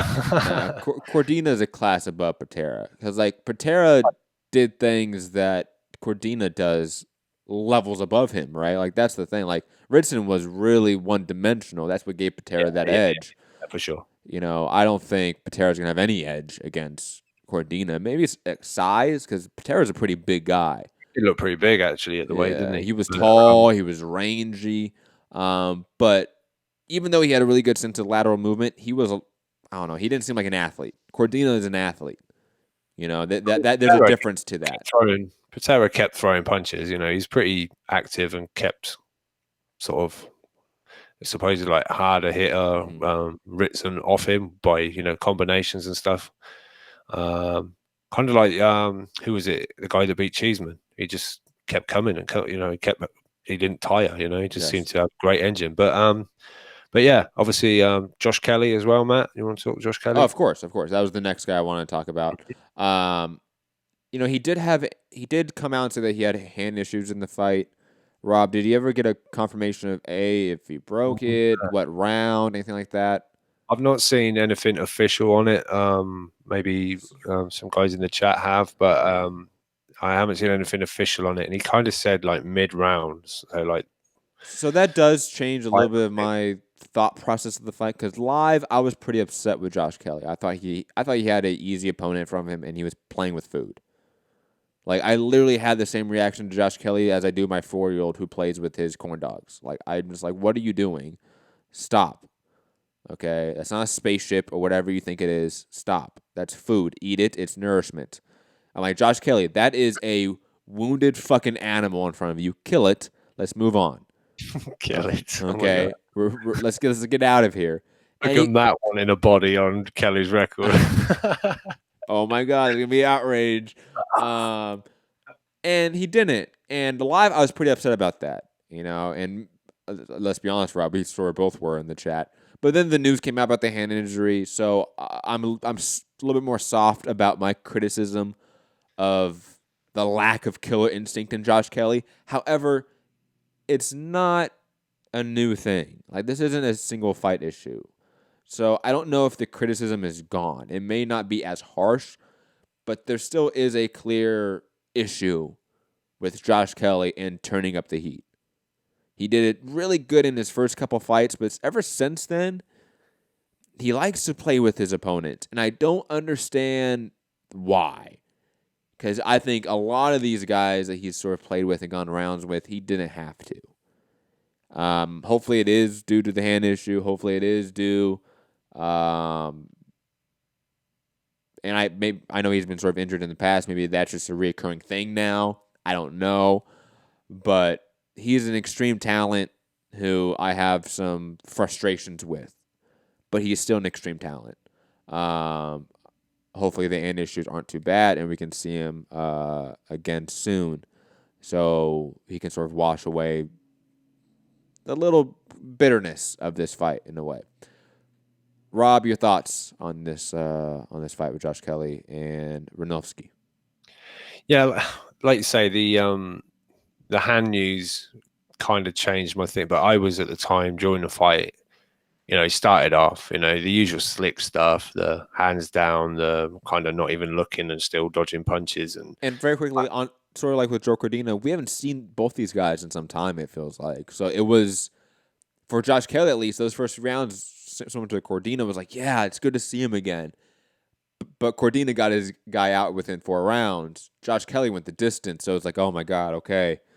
It was nice to see you again, man, but get out of the house now. It was like a family reunion that went too long.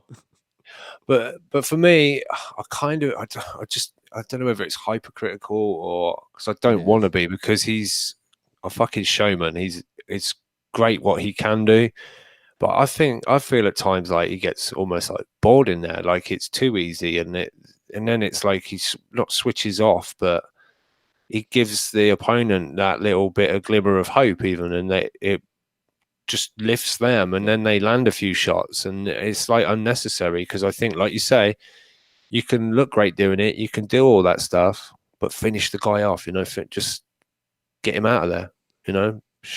Boxing ain't the longest career, so if you can do it in as few rounds as possible, do it in as few rounds as possible. I know they say, he needs the rounds and this, that, and the other, but I don't know. I just want him to show that real killer instinct. Yeah. But he's like almost the sadistic, like the cat playing with the mouse. It's like, yeah, but you're going to eat it? You're going to... No. Don't torture it. Just fucking, whatever. I don't know. It's just... some of it, I was watching it and I was like, the kid's fucking amazing. He's just... like how he stands off, and then so he just launches into this crazy, like, almost Nassim Hamed uppercut from this crazy angles, and then it's like he's on it, he's exploding, and then he's like back into the I'll drop my hands, I'll make him miss a bunch of times and make him look silly that way, and it's like I don't mean to cut you off, but there seems to be, and I know you sort of touched on this a little bit. You touched on a side angle of it about the coaching of Kelly. I want you to address it as well. There seems to be a lack of, not to say game planning, I don't know if that's the issue, but sort of a lack of connective tissue with what he's doing in the ring. Like, yes, he's in, like, there's individual sort of techniques, moves that he does in the ring where he's phenomenal. He's outclassing his opponent. And there doesn't seem to be a connective tissue with what he is doing to then put his opponents out. It just seems he goes from each exchange to each exchange as a individual moment in time almost, if that makes sense. And I don't know if that's a game planning issue. I don't know if that's a coaching issue. I don't know if that's just a mentality issue. Like, that's just how he functions in the ring. Like, he doesn't really think about how to connect combinations together to get his opponent out of there, how to set up shots to land the knockout blow. He's just, with each individual interaction with his opponent, calculating what's the best thing to do, and he's just a super athlete about it. But Rob, I sort of want your take on that, your take on the coaching of Josh Kelly. Is that an issue? I know others have alluded to that. I think Fu alluded to that in our group chat. He's on the show, so I don't want to put words in his mouth, but I know other people have on social media. Fans in our own chat are saying that right now. So, sort of your thoughts about that and the coaching of Josh Kelly. I I think sometimes there's a feeling that Booth has an air of arrogance about him, and that we'll do it our way. And I don't know, but would Kelly be what he is without Adam Booth? It's hard to say, but for me, I think there does need to be some changes. I think Adam Booth even said, like, you're letting him off the hook, or you're taking your foot off the gas and things like that. So as long as Booth is seeing that, it's whether he can translate that into Kelly, because Kelly sometimes he's almost in some kind of, like, I don't know, trance. Like, I don't know, he goes into a weird, kind of strange sort of place when he's in the ring. Agreed. It's very, it's different, right? And it's I don't know. I think, like I say, I don't want to be, because it was, on one regard, he would look fantastic. But just that little, I just want to see him, because it's recently it's made me question: has he got the power? Has he got pop? Can he really hurt a guy? So I want to find that out instead of fucking around with it. I love when he's doing the head movement, the waist movement, and he's making the guy miss. He's got his hands down. It's like, no, not even looking sometimes, and he's making, it's like, wow, it's amazing. I don't take away from what seems to be a very special talent, but I think there's some fine tuning just to, I don't know, be a little bit more clinical, and get the guy out of there. That's what I like. Absolutely agree. I think we've talked about this enough. I have not really seen the rest of the undercard. Some of it wasn't available to us. I saw bits of the Conor Benn fight, but I was doing pre-production show at the time. Or not pre-production show, but pre-production for the show later that night. So I kind of missed it. So, Rob, if you want to give a rundown on like Conor Benn, Nikita Abibi, Shannon Courtney Abibi. What's his last name again?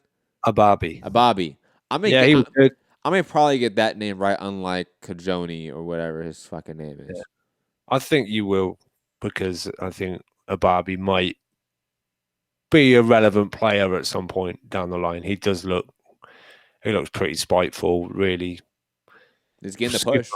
Very fast hands when he does throw, and he seems to throw with bad intentions quite often. I like the kid. I watched him on his pro debut. I think that first time he did appear, whether DAZN fucked up because we don't seem to get it anymore, but the undercard fights that they put on the Periscope and all that was actually available here, and I watched it and I thought, I like this kid.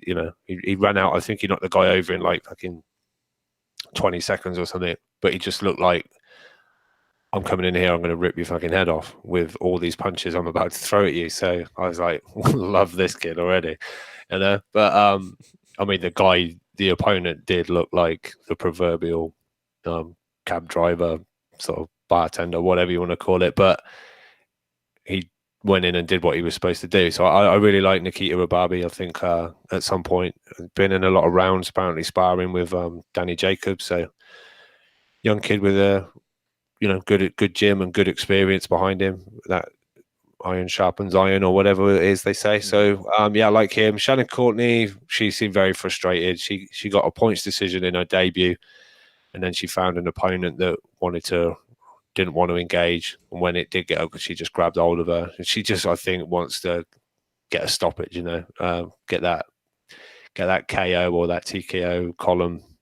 In the plus numbers, but she'll come again. I'm sure she's going to be out a bunch of times on this, the rest of this year, just to move her along. I can't think who else was on. Conor Benn. Conor Benn. It looked pretty pedestrian of a performance. Yeah, it didn't like blow me away or anything. It was. I think it showed some improvements, but part of why I like Conor Benn is because he likes to get into tear-ups and, throws caution to the wind, and I kind of like that about him. But I guess as things go on, you're going to have to tighten up a little bit. So I think there was a little bit of improvement from Conor Benn, but not electrifying, but good enough. He's always been a work in progress. He's always going to be, very limited amateur background, kind of learning on the job, as they say. So, but I've always liked watching his fights. But yeah, it wasn't like the big. It wasn't like the Pinot fight where he was down twice, up twice, and this, that, and the other. So, but yeah, on to the next one quickly, because we are stressed on time. I forgot to mention the Brandon Figueroa fight on the PBC card. I know Gary's on the line. I know he's going to shit on me for not mentioning it. So I'm mentioning it now, Gary, because I forgot. He looked good. I will say this: he was hit a little bit too much in this fight. When his last couple fights, he looked a little bit cleaner. I don't know what to chalk that up to, but he looked fine. He looked pretty good. I didn't see the rest of the undercard, just being honest. But let's quickly go through these last couple topics. Dylan White facing Oscar Rivas, who is not with ESPN anymore. He's with Yavon Mitchell. They did not have an option on him. So now he's with, in theory, Jim. But I mean, like, in theory, he could now go to DAZN. Like, this isn't innately an ESPN fight, right? Rob, when we were first talking about this, the theory was, now that this fight's going to be Sky Sports box office and a ESPN Plus card or something, right? Like, that's what the thought process could be. Yeah, there was no DAZN symbol on the promo picture or whatever. So I thought, maybe, And maybe it still could be. I don't know. It's very quick. Before they went into the Triple G presser, there was like a DAZN advert like looping, and there was a whole bunch of Dillian White all over that promo. I don't know if that means they're looking at showing some Dillian White, or if it was just stock Matchroom stuff that they were showing, or I don't know. But who knows? I like the fight. I'll be honest, I do. It makes sense because Dylan White's sort of like the Danny Garcia right now, unfortunately, of the heavyweight division. Like he's out of the mix right now. Like he's not fighting Tyson Fury, he's not fighting AJ, he's not fighting Deontay Wilder next. You know what I mean? Like he's not fighting the big guys. Big Baby is not in the mix anymore for the foreseeable future. He's not gonna fight guys like Joe Joyce. And we're gonna talk about Povetkin later. Looks like Povetkin's just turning down fights, it seems. But I think this is a completely okay matchup. I also think it's probably going to be a really exciting back and forth heavyweight slugfest. I think Rivas is definitely going to, pull White into a fight that he doesn't want to fight, and that's going to be interesting. Rob, quick thoughts on the breaking news of Dylan White versus Oscar Rivas, Sky Sports box office, which I know is not going to make our UK listeners too happy. Haha, you guys get shitty pay-per-views too. Well, look again at £20 is no problem. Yeah, but see, in US dollars, that comes out to like, first off, it's like 25 pounds, and secondly, it's converts to like 40, 45 US dollars. So it's still no. It's £20, which is about $26. That's impossible. No, it's not. Then PayPal fucked me over on the conversion rate. Okay. It's spent. I'm sorry. I'm so upset now. I'm gonna do some math later. Anyways, digressing from that, it doesn't matter. We're rushed on time. Yeah, your thoughts. White. I like the fight. I'm not too angry at it. I think because of the name Rivas, not a bunch of people are going to know it. So I think the undercard should be pretty good for this. And I've got no issue with the £20 for this, really, to be honest. I expect Dillian White's next fight to be pay-per-view. And it is. I don't mind it. I don't mind it either. Last quick topic. Mike Hunter on Twitter saying, I was offered Povetkin for May 25th. I said yes. He said no. #facts. I don't think Michael Hunter's getting the fight anymore. It looks like Ruiz is going to get it. I'm just saying. Well, he's put on his Instagram post that sign your portion. Anyways, well, I'm not going to get into that one. Rob, there seems to be an echo again. I know. Jump out, jump back in. We're going to take some callers now. Who should we take? Let me see. Blog Talk. Mitty, I'll go to you in a bit. I know you've been on for a while, but I'll go to you in a bit. No, wait, you're in the UK. I always forget. Like Zulu's on Skype, but he's not in the UK. I always forget that. I'm always worried about Skype callers. But Mitty. Oh, Mitty, no. Mitty, I don't know what's up with your phone, but the connection's really bad. Probably hang up and come back in, because whatever you did right there was awful, Mitty. Oh my God. What? Not Mitty, not you. That's Mitty making that noise. What noise? Do you hear it right now? Oh, it's gone now. It was just white noise. Yeah, that was Mitty. Yeah. You probably heard it on your way in. You know, like when it was loading up. It was bad. It was not good. You could hear him faintly in the distance, but it was maybe that was one big expletive trying to talk about Amir Khan. Let's go to Zulu on the Skype machine. Zulu. Shout out, MCR team, Matt, and the rest of the team. Salute. Decent. I'm gonna be quick because I know you're pushing for time, brother. This weekend a fight. I think the best fight. God. Hello? No, it's okay. That was Mitty again. Oh, okay. I think the best fight of the weekend to me was Danny Garcia and Granados. What he did to Granados, like I said prior to that fight, if he would do something like this to me, it moves him back up into the contention area of possibly getting another fight for a world title. Bob Arum comments only hurts the fight. I don't know what Bob Arum was into, but it only hurts the fight, and it hurts his fighter as well. He was into some very angry weed. Obviously, I don't know. Right, yeah. I don't know what he was smoking, Right. but it was an angry strain. Yeah, I don't understand why he even would come out. Even if he felt that way, it's a better way to handle that. You know, it was a better way to get those feelings out than what he did publicly that way. He pretty much boycotted all PBC fighters, and he's asking you to do that pretty much. And that's pretty much how it's going to be received. And he's deeming Al Heyman pretty much as the devil. And Al Heyman has never came back and said anything. So he took the high road for that. And I kind of applaud him for doing that, not getting back and forth into an argument that can turn dirty, can turn racial. You know, it could just be something that's not good for the sport at all. But I also want to commend Anthony Joshua. I salute Anthony Joshua for the way he's handling this whole thing with Big Baby Miller, even though he did get his shot at the end about his mom, you know. Hey, he could at least get that off, you know, for what's been happening, for what Miller put him through. But yeah, my last point, and I really want to hear your guys' opinion on this last point in particularly, the Oscar Rivas White fight. Why is White pursuing Ortiz? It's a fun fight. I don't see Rivas winning that fight because of the style. He didn't have he had a rough time with Brian Jennings. Mm-hmm. You know, and no disrespect to Brian Jennings, but Brian Jennings is more of a B-level fighter. And until that last round, and I can remember that fight, the coaches were telling him, hey, you got to go out here and do something special to win this fight. And he was right.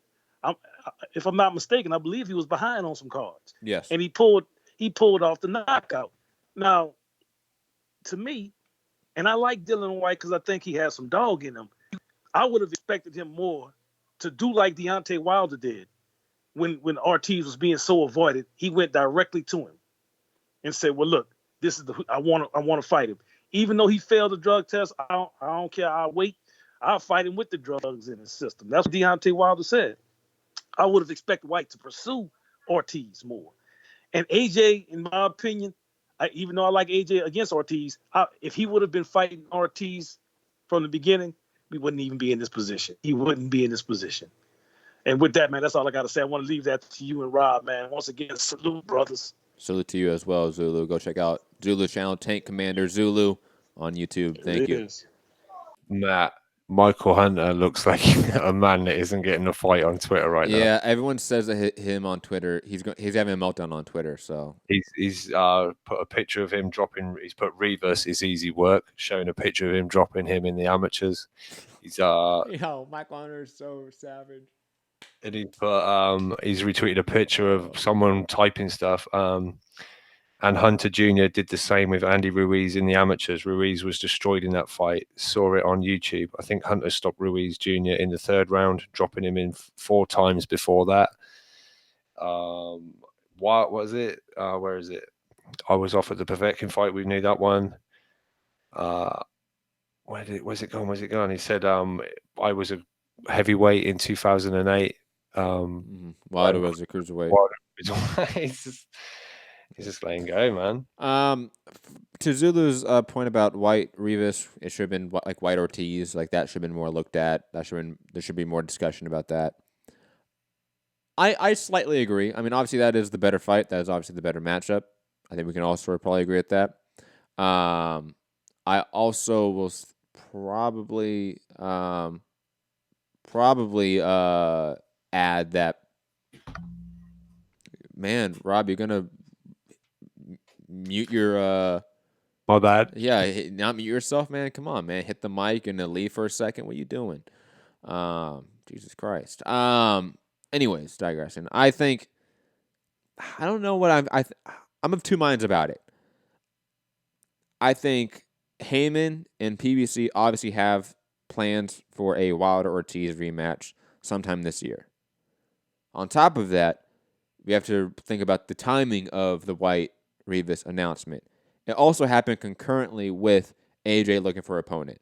So not only is Ortiz sort of locked up by Wilder and PBC, but he was also being looked at by Matchroom's top fighter in a sense. Not their, I'm going to use the term B, but B fighter, in White. Because in terms of the heavyweight division, Matchroom obviously would prioritize AJ over White, right? So I think Ortiz, I should say, is or was at the time of the White Rivas negotiation signing announcement was sought over and sort of not protected, was sort of, quote, taken by the bigger names, the more popular names of the division, both on PBC's side and his own side, his own camp. Rob, I know you mentioned this. I don't know if you mentioned this on the show. I think you mentioned it off air, the Ortiz social media post that was on his story. Yeah. And I still think the idea that an AJ Ortiz fight could happen is still a possibility. I don't think that's completely out of the realm of possibility yet. I know there's been some water thrown on that fire, but there's still some smoke there. It could still happen. And obviously, Rob, if you want to talk about the post, because I didn't see it. I don't remember seeing it. Do you want it so you can show it? Because I put a tweet. If you want to show it, you want to just describe it really fast? No, let the people see it. Just describe it really fast, Rob. It's okay. Oh, it's like King Kong climbing over the side of some building in New York, and AJ's pictures to the side of it. Yeah, that was on his IG story yesterday. So, look, Zulu, I do think that the White Ortiz fight should have been looked at more. It makes sense from like a meritocracy perspective. But in terms of the division, the bigger names, the heavier hitters of the division, were also looking at Ortiz at the same time. So naturally, White's going to have to take somebody else. He's going to have to fall down the rankings to find an opponent if that guy is being looked at by bigger names. Ortiz, by the way, is still 4-1 with Skybet, but if you want, it's been boosted to 6-1. Ooh. Just to try and get people to. You know what? Bet $20 on that. Why not? Fuck it. I would. You know where the PayPal is. Should we try MIDI again? Yeah, why not? MIDI. Actually, we're gonna go to another caller first, and then we're gonna go to you, MIDI. It sounds like maybe like your headphones weren't plugged in all the way. I don't know what it was. Check that out. But we're gonna take Gary's call and then go to you, MIDI, and try whatever that was again. But Gary's been on for like an hour. Gary, what's up? Oh, hey, yeah. Wow, I fell asleep there. Thanks for getting to me. Yeah. How's it going? To be fair, MIDI's been on since before the show started. So, I mean, it's kind of like...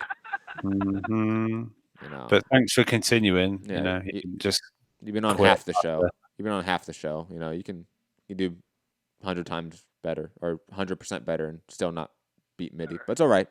Yeah. It's all right. Yeah. Just saying. Yeah, it was a good thing Amir Khan was winning those rounds before he got stopped, right, Rob? I don't know what fight you were watching, Gary. Could be crazy. Could be crazy. Yeah, I didn't just, like, when people pick, I don't know, like Flanagan to, I don't know, beat Prograis or something like that. Sometimes predictions don't pan out. Or Lemieux to beat Billy Joe or something like that. He just wails. It happens. It happens to everyone. Yeah. Sometimes maybe good, sometimes maybe shit. Sometimes maybe shit is very apt, yes. We're all one apiece, right? Let's all admit that Gary's is the worst, right? How is mine worse than Amir Khan is going to be being the best fighter in the sport at the time of the stop? Well, at least he hyperbolic. No. Yeah, exactly. Rob still picked the right pick that Crawford was going to win the fight. That's infinitely better than what even I did. I have to admit that. Rob had a better prediction than what me and you picked, let's be honest. But at least my guy held a belt down and was successful, has a quality name under him. Terry Flanagan had the WBO belt, which is shit most of the time. And his best name was who? He had Alberto Cruz. He had Magdaleno. He had a couple of wins in a row. He had 3 That's not better than Hassan Edam. That's not better than Hassan Edam. No, but he got beat just as bad. I mean, he was no more competitive in the fight than Flanagan was. Yeah, but how about this? I will also say Lemieux fought a better opponent than Flanagan fought. Prograis doesn't have a belt. Ooh, no, Flanagan, you're right. I mean, Prograis has never had a belt, which is he's already 30 years old. I think he has he might have a regular belt. He might have a regular belt. I think it's an interim. I think it's an interim belt. I think that's all it is. It might be a regular belt, but I think it's an interim. Yes, it is. Speaking of interim, I can confirm. Again. Meanwhile, Billy Joe Saunders, even though he's a shithead, is still regarded as one of the better boxers in the sport. He is. And you picked David Lemieux to beat him. That's the problem with that. Styles make fights, man. Speaking of interim champions, the new era. It is a new era. Like we had the Oscar De La Hoya era, and then we had the Floyd Mayweather era. It is the new era. The Brandon Figueroa era is upon us. You guys see that performance? You see what you did there, yeah. Gary. Wrong. No, I'm sorry. Even the president of the United States says that's inaccurate. It's just wrong. Okay, I couldn't figure out it was Trump. Okay. Yes, it is Trump. I've had that one for a while. I just never use it. I always forget it's there because most people don't it. It's too short. Wrong. You have to really hear it a couple times. But anyways, it's truly the Tiafimo era in a couple years. Come on, man, get your fucking facts straight. The takeover's here. Fuck off. This is a guy. Yo, Shakur. This is a guy. Shakur Stevenson would wipe the floor with Brandon Figueroa. Stop.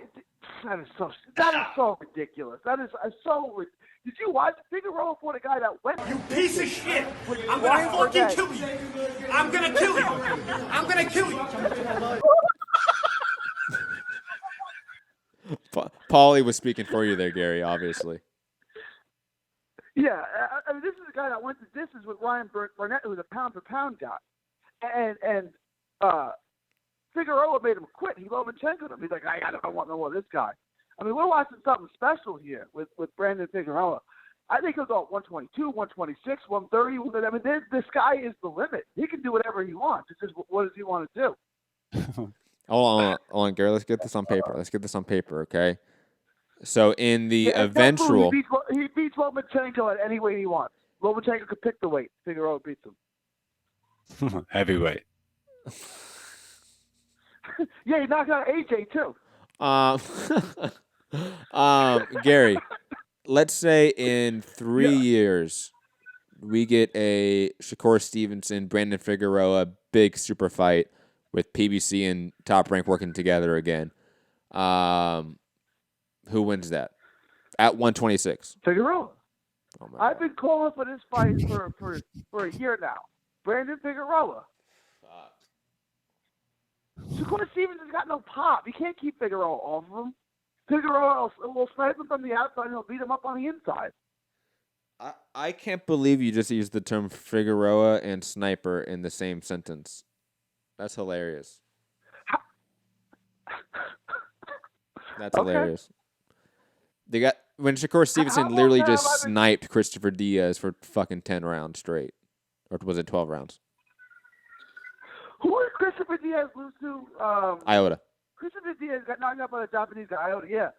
I don't think it was a knockout. Was it a knockout? I don't think it was a knockout. It wasn't a knockout? I thought it was a knockout. Okay, maybe it wasn't.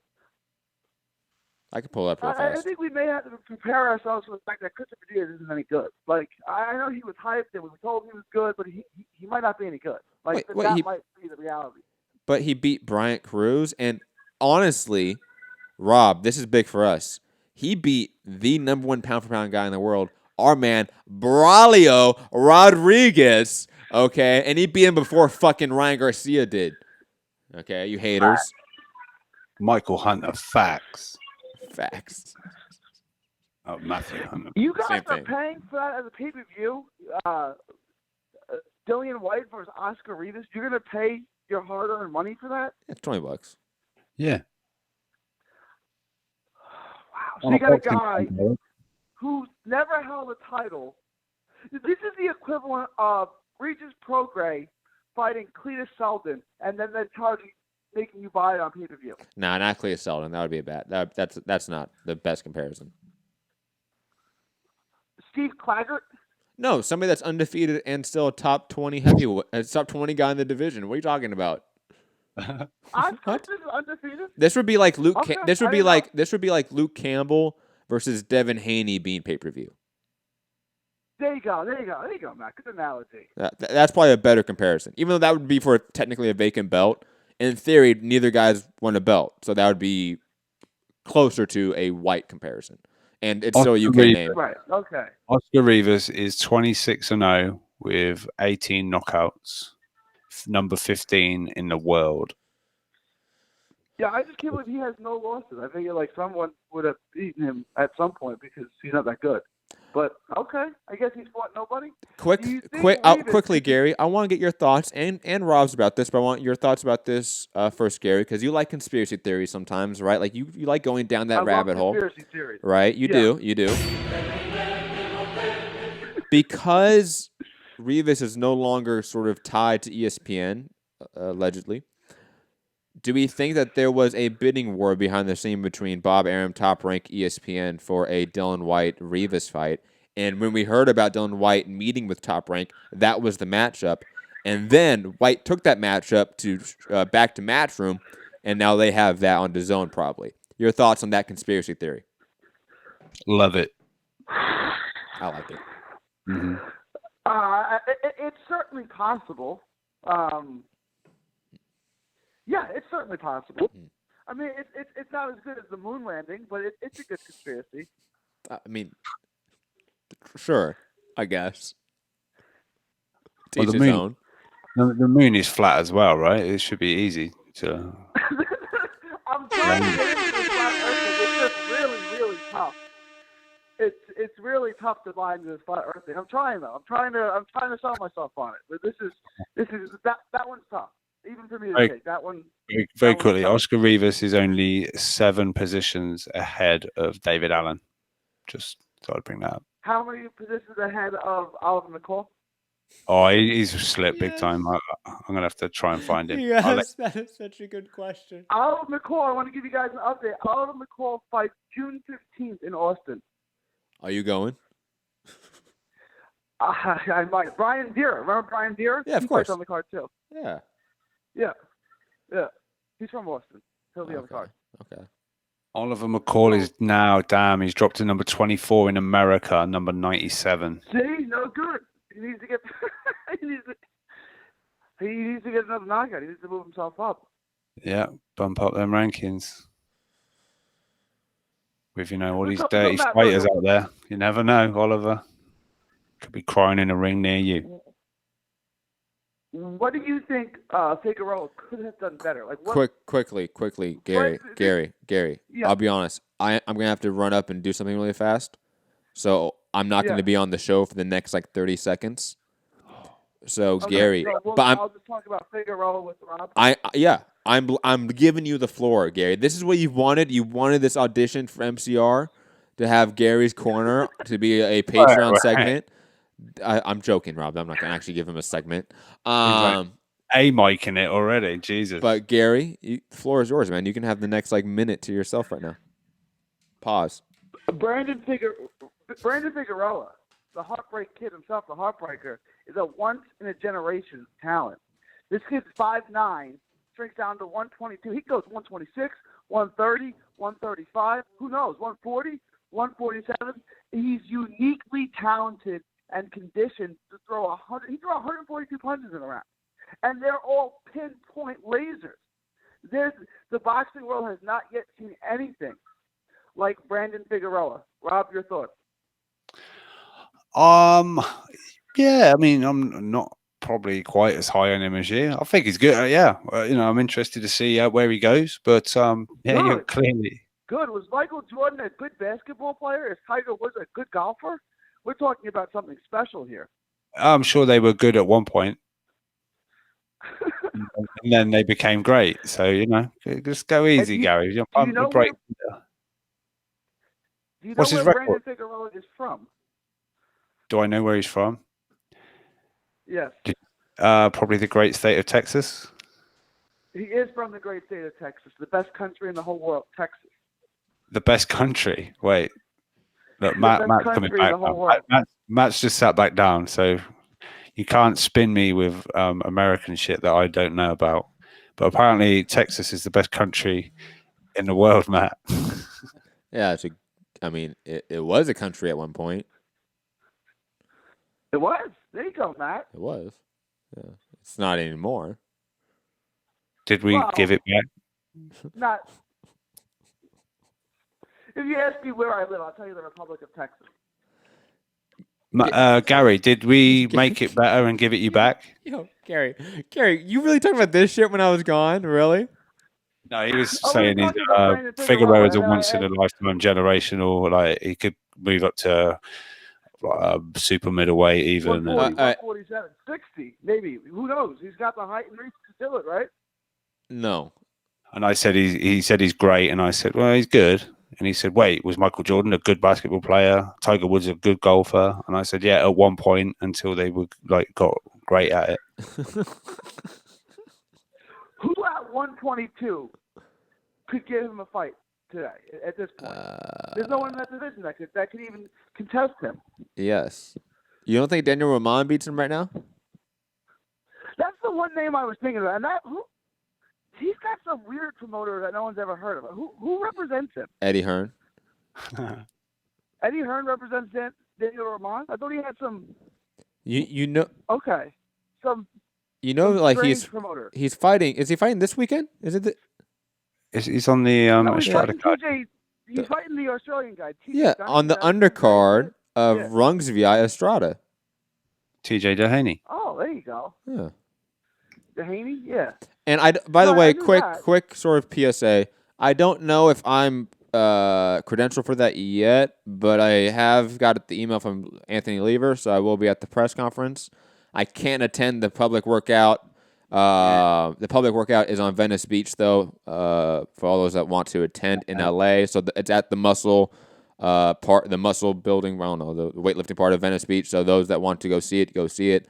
I won't be able to attend the weigh-in either, but I will be able to attend the press conference. So I will hopefully get that Eddie Hearn interview about AJ's next opponent. But digressing from that, Gary, back to your point. Yeah, Daniel Roman definitely beats Figueroa right now. Absolutely. Mm-hmm. Oh, I don't know about definitely. That's the one name that would be a good fight. But like Vargas and TJ Dunahee, is that how you did? None of those guys are even competitive with Figueroa. Danny Roman has got like 300 more fucking box recs points than Brandon Figueroa. Get out of here, Facts, bro. Yeah, okay. Because he's how much older than that? Ramon's how old? And also, hold on, time. 3 stars. Emmanuel Navarrete and Isaac Dogbe both beat 90 seconds. Brandon Figueroa. Okay, now we've entered the realm of silly time. Right? Come on. Silly Those guys time. Brandon Figueroa. Did you watch Figueroa? Yeah, he got hit a bunch. BoxRec have got him down as a 3-star fighter. Also, Carlos Castro is a 3-star fighter. Okay. Danny Roman, 5-star. 5 stars. 60 seconds. Figueroa just needs a title shot, but there's no PBC guys who have a belt, right? Yeah, look, Gary, is Figueroa a fantastic prospect / contender? Absolutely. Do I think he beats the champions right now? Not necessarily. I think he gives them all a great fight, but I don't pick him against Roman. I might pick him against, to be completely honest, Navarrete or Dogbe if one of them gets the belt back. But and then Vargas is the other champion. I probably pick him against Ray Vargas. I'm not high on Ray Vargas as I used to be. Gavin McDonnell is ranked higher. By BoxRec, it's a point system. What? He's barely Diego De La Hoya. 10 seconds. He's trash. Is 17 positions at higher. That rate anymore though? Can he make 122? Because when was the last time he weighed at 122? I don't know, Gary. I don't think he's a 122 pounder anymore. But De La Hoya's a good fighter. But anyways, I don't think Figueroa can jump to 126 and beat any of those guys. 26 is a different story, but he can beat anybody because he's freakishly good, he's freakishly accurate, and he has an incredible work rate. So he's going to be difficult for anyone. You also think like Omar Figueroa can beat a lot of guys. He'll beat Amir Khan. Okay, anyone that's a top 15, 20 welterweight beats Amir Khan now. That means nothing. He laid Khan out cold. Yeah, so can Luis Collazo right now. When he got. There's a fight. Let's make that fight. Oh, Terence Crawford couldn't. Collazo and Figueroa. That's a fun fight. Terence Crawford couldn't knock out Amir Khan. Just saying. Pound for pound, my ass.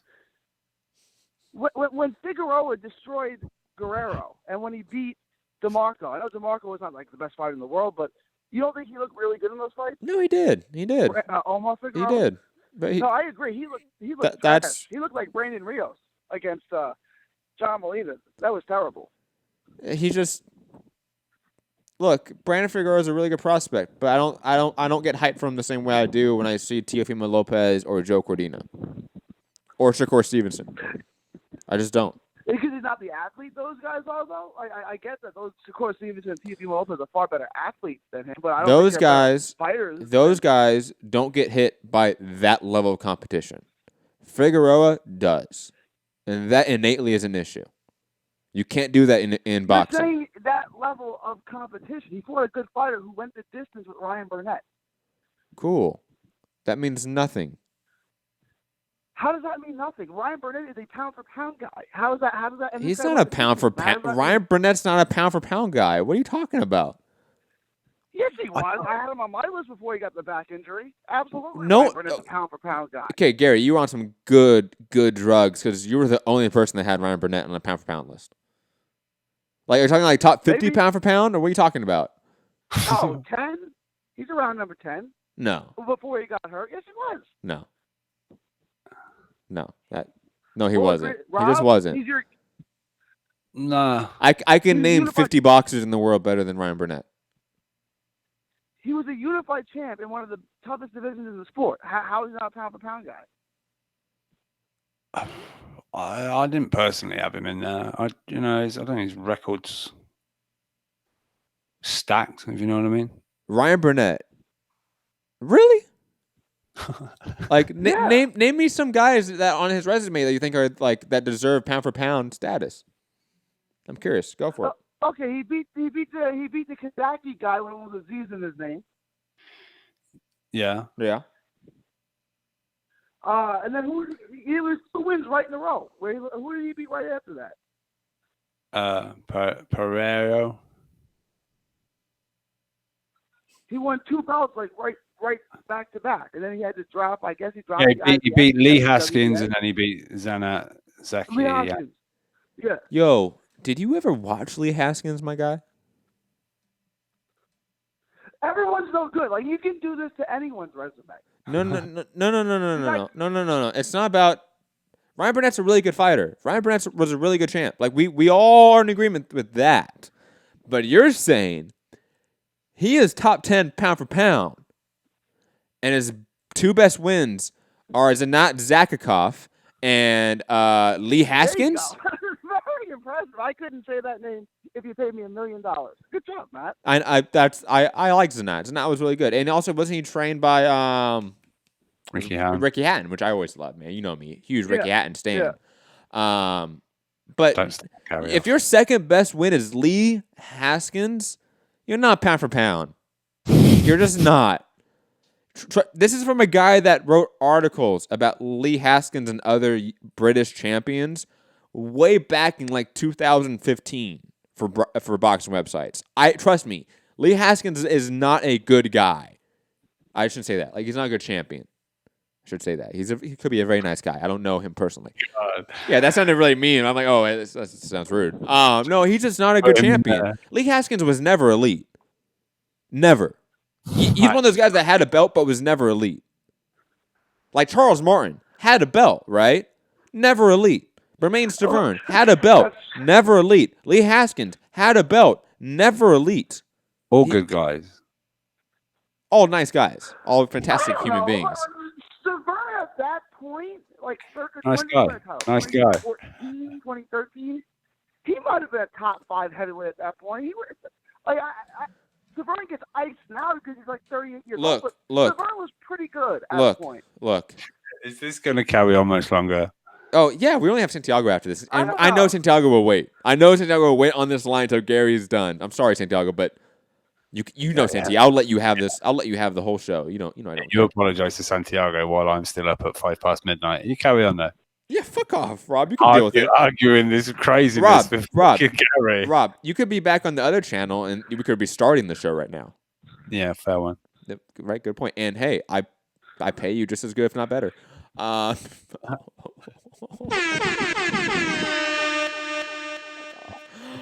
anyways, back to Gary. I forget what we were talking about. Lee Haskins. No, he was shit. He was not good. He was not a good man. Ryan Burnett, not top 10 pound for pound. I don't know how we spun to that, but I don't know how we got to Ryan Burnett. Saying about somehow this linked to fucking Brandon Figueroa. He said Burnett yeah. And started saying, like, I don't know. Brandon Figueroa is not the greatest. Ryan Burnett was not pound for pound. Gary, get off the drugs. Stay off the weed. Ryan Burnett, number 10 pound for pound. I can't be the only one. I know there's somebody from the UK in the chat who had him quickly. At 9. Everyone in the chat right now, yes or no? That's all you need. That's all you need. Hold on, Gary. Yes or no in the chat right now, everyone, because we have a lot of UK listeners. Was Ryan Burnett ever in your top 10 pound for pound list? Please let me know in the chat, yes or no. This is a few months ago. This is before he had the back injury against. No, I understand. I understand the time frame. I'm not saying. I know you're not saying right now.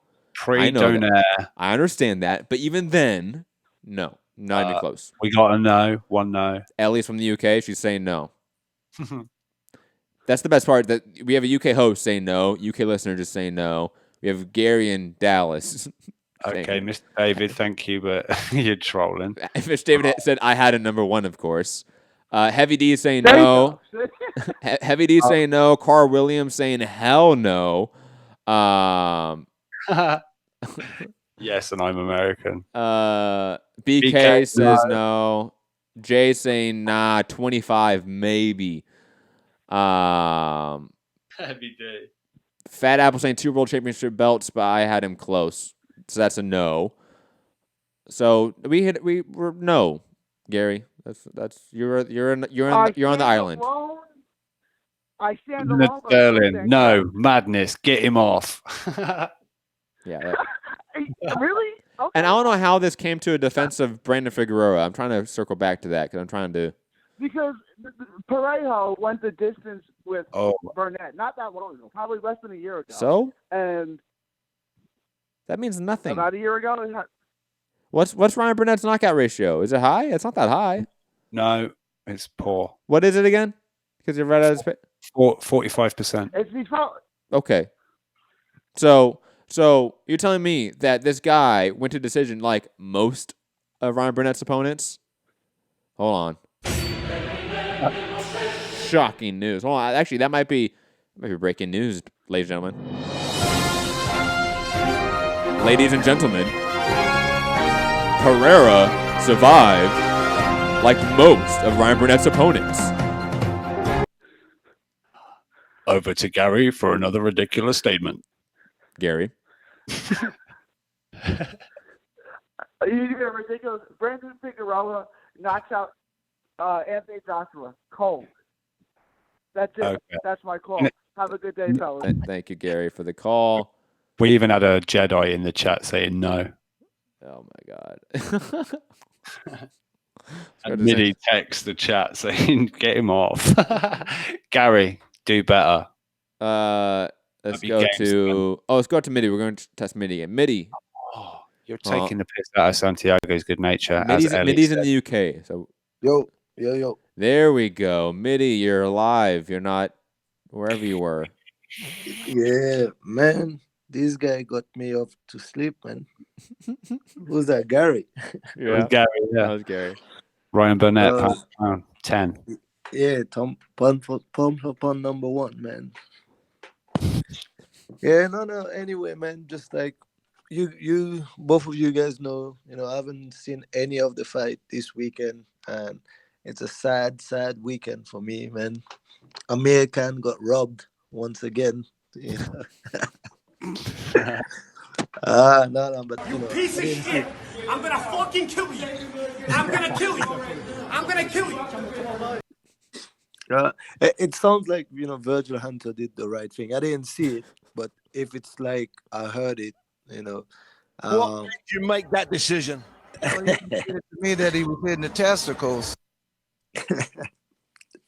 No, but it's good to see that a trainer, kind of like saves someone like Khan from getting knocked out. Although I heard that Matt said that, maybe Khan kind of said like, no, I don't want to continue. So maybe there was a little bit of quit in that. I don't know. But hey, man, who knows, man? He was in there against like a good fighter.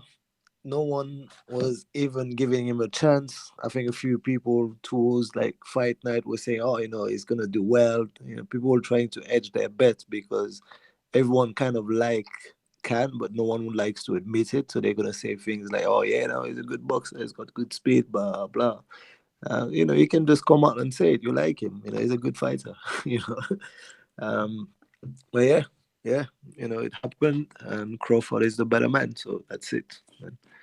A few other things. I think like you were on to a good discussion earlier, and I don't know if it was like talking as much as about Josh Kelly or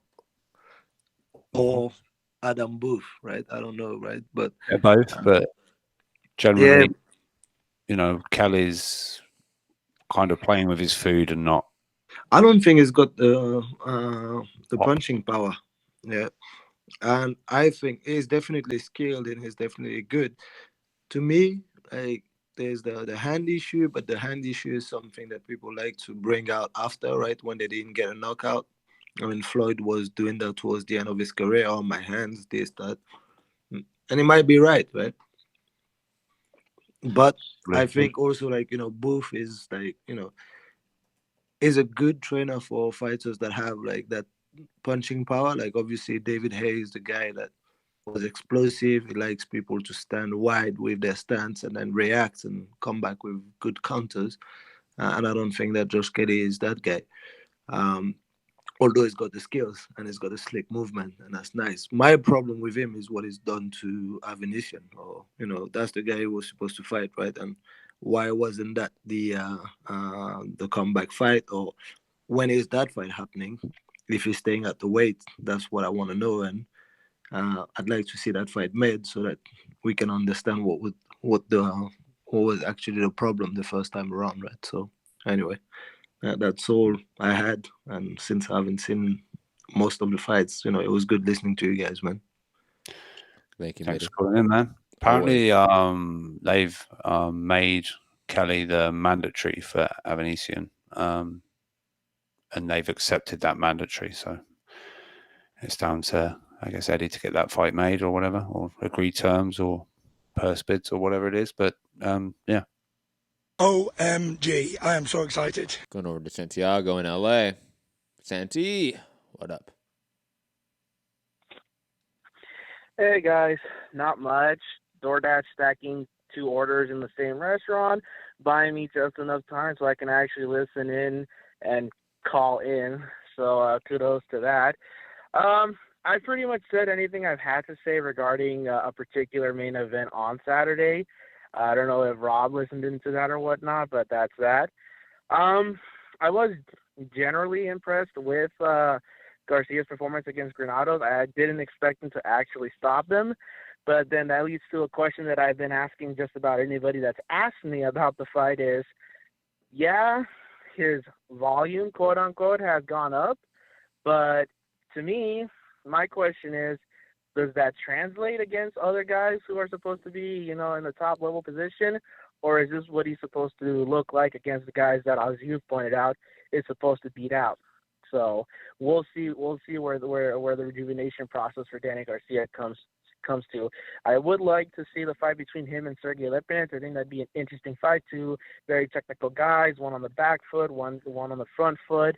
It would be very interesting to see how well they mesh with each other. And didn't get to see the UK card, but I did see the knockout blow. Very, very nice by Dave Allen. Kudos to him on the victory, and reminded me of the many times that I would land a couple during sparring session. Matt of all people would definitely remember those. And it's interesting to see the narratives that are taking place for a potential Crawford Spence fight. But obviously, I don't think that's the next fight. I think they're gonna wait that one out maybe until next year. That's what I think personally. Because at this point, I don't see the business moving any forward after the comments that Bob Arum said. Very interesting angle to take with that. It is what it is. Not exactly the classiest thing to do or say. But yeah, and it's interesting.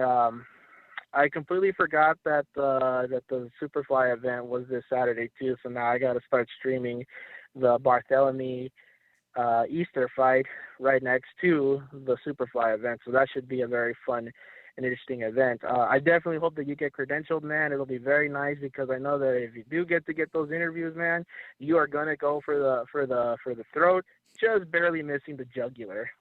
For me, you're that good, and I hope they credential you for that, man, for sure. I don't really have anything else to add on any of these topics. If you guys have any particular questions, feel free to shoot. Otherwise, that's my call. I got to get back to work. Have a good one, Santi. Drive safe out there in them streets.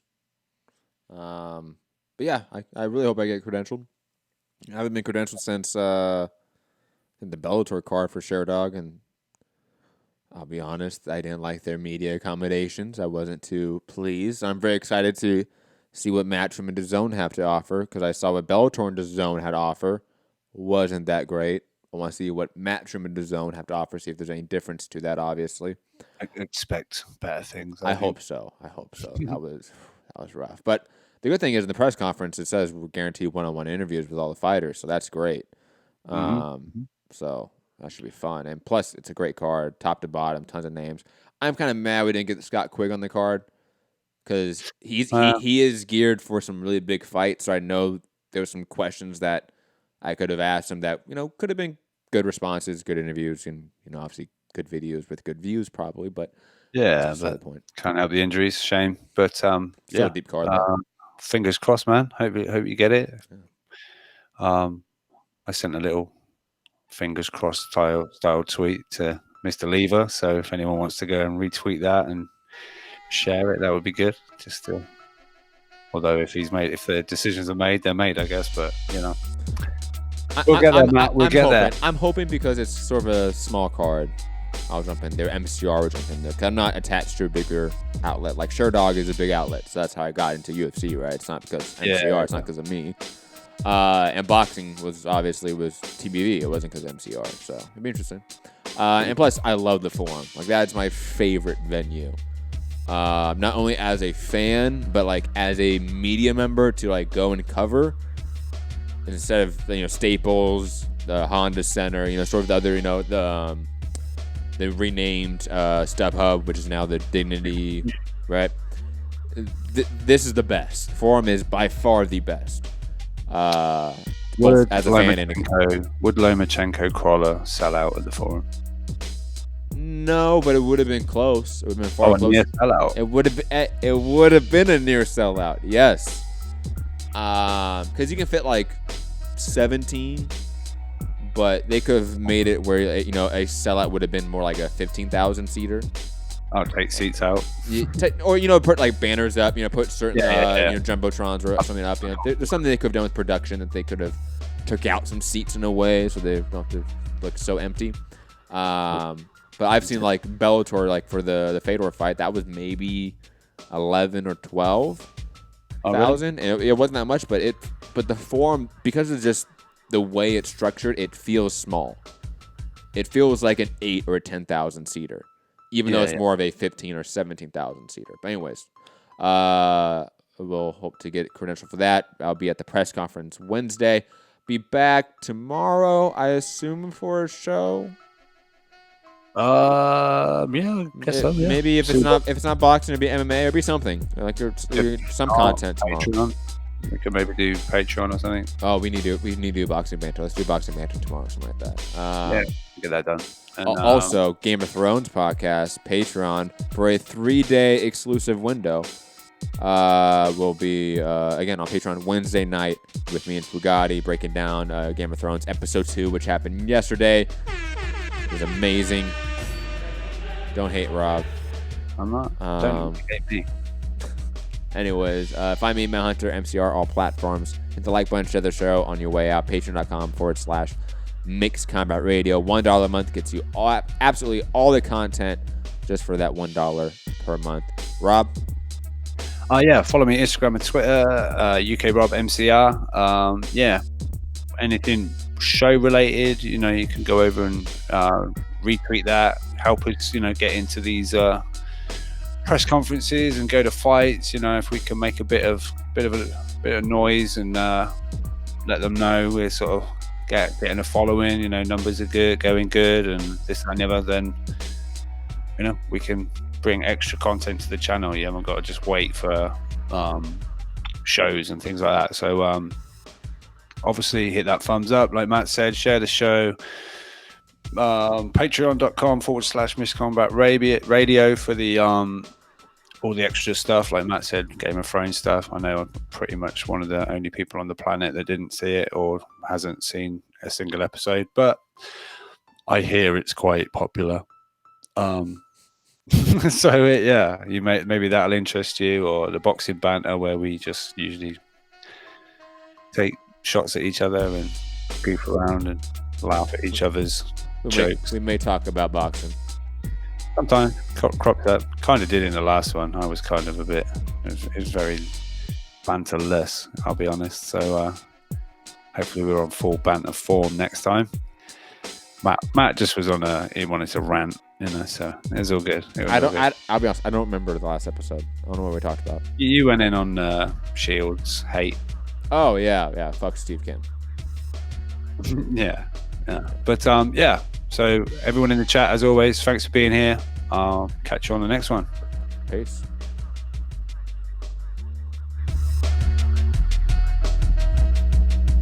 You piece of shit!